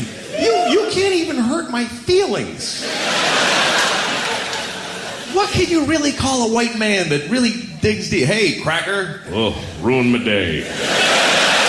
Boy, shouldn't have called me a cracker. Bringing me back to owning land and people. What a drag. Person. When I hear rap, this is all I hear when I hear rap. Motherfucker hoe, bitch, motherfucker hoe. Fuck you, bitch, motherfucker, bitch hoe. Suck my dick, bitch, motherfucker hoe. Dick, big fat dick. I got big fat motherfucker dick. Motherfucker hoe, bitch, motherfucker hoe. Fuck you, motherfucker, bitch, motherfucker. Suck my dick, bitch, motherfucker hoe. Suck my dick, big fat dick. Motherfucker dick, bitch, motherfucker hoe. Nigga, bitch. Nigga, bitch. Nigga, hoe. Nigga, bitch, hoe, motherfucker, bitch, hoe. Nigga, bow, hoe, bitch, hoe. Fuck you, bitch, motherfucker, bitch, hoe. Suck my dick, bitch, hoe, bitch, hoe. Fuck you, nigga, bitch. Nigga, bitch, hoe, motherfucker, hoe, bitch, motherfucker, hoe. Diamonds. Bitch, hoe, motherfucker, hoe. Fuck you, nigga, bitch, hoe. Fuck you, motherfucker, bitch, motherfucker. The Negroes in America, so-called African Americans, are not very intelligent. They do, however, have enough intelligence to become highly educated professionals and become employers and employees, but their ability to raise their economic status as an ethnic group and gain real power in America is almost non-existent. It seems that the effects of slavery has left them with the extraordinary ability to serve and entertain. As individuals, some of them have gained a high profile in America as servants of the American people. They have become high court judges, senators, generals, and have even been elected to a previously unimaginable position as President of the United States. As the ancestors of former slaves, Some have even been allowed to become rich beyond their wildest dreams, but not allowed to build any institutions, or develop anything specifically for their fellow African Americans. The rich individuals amongst them display opulence without political muscle or socio-economic influence. As an ethnic group, they own nothing, they control nothing. Only authorized activity endorsed by white America is allowed, such as hip-hop, which is controlled by white corporate America. This is a mostly regressive music, and advertises felony crimes as a way of life for the young blacks. It also helps to fill up the prisons for profit. Win-win for white America. African Americans parade their material possessions as a sign of status, while on the whole, as a group, they hold no real status in America, unlike the powerful groups that control America, and are white American, whose ancestors were slave owners. Everything black Americans do upholds the way of life of the white Americans, who kidnapped them from Africa, treated them like animals, tortured and enslaved them. Yet the Negroes love America. How strange. And today, after over 100 years of freedom, the dream of Martin Luther King, after everything blacks have achieved in this country, go to any black area in America, and you will find mostly ghettos. And be yourself. Genesis. Genesis Radio thanks you for your visit. Dr. Dre, NWA. What are they doing now? If you use your phone while you're driving and it's not hands-free, the penalty's been doubled. It's now 6 points and £200. The trouble is, that's what is. But what is being denied here? Okay, so we've come to the end of the show. I'd like to thank all the listeners and all the callers, them MX, Elliot, Dubwise, and whoever. You know what I'm saying? I mean, you know, like I said, what I was saying, I'll be back again on the first Sunday of next month, which will be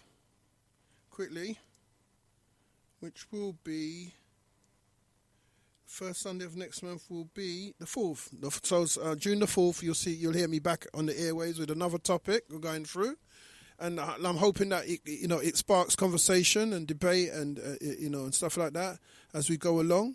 You know what I'm saying? And obviously at some point we'll do some other stuff. We'll come live, and there's lots of stuff to happen. There's SaxGen developing, so we've got a lot of stuff happening on Genesis. Big up Dennis and crew that runs, and Stepper and Ras Wanda and all those people that run the station. Big up, Noob and Januba and all the other talk show hosts that that are around trying to do some work and trying to keep you informed. And hopefully I'll see you back here on the 4th of June. And keep it locked. Genesis. Peace. A lot of us are addicted to our phones, so try this trick. Put your phone somewhere where you can't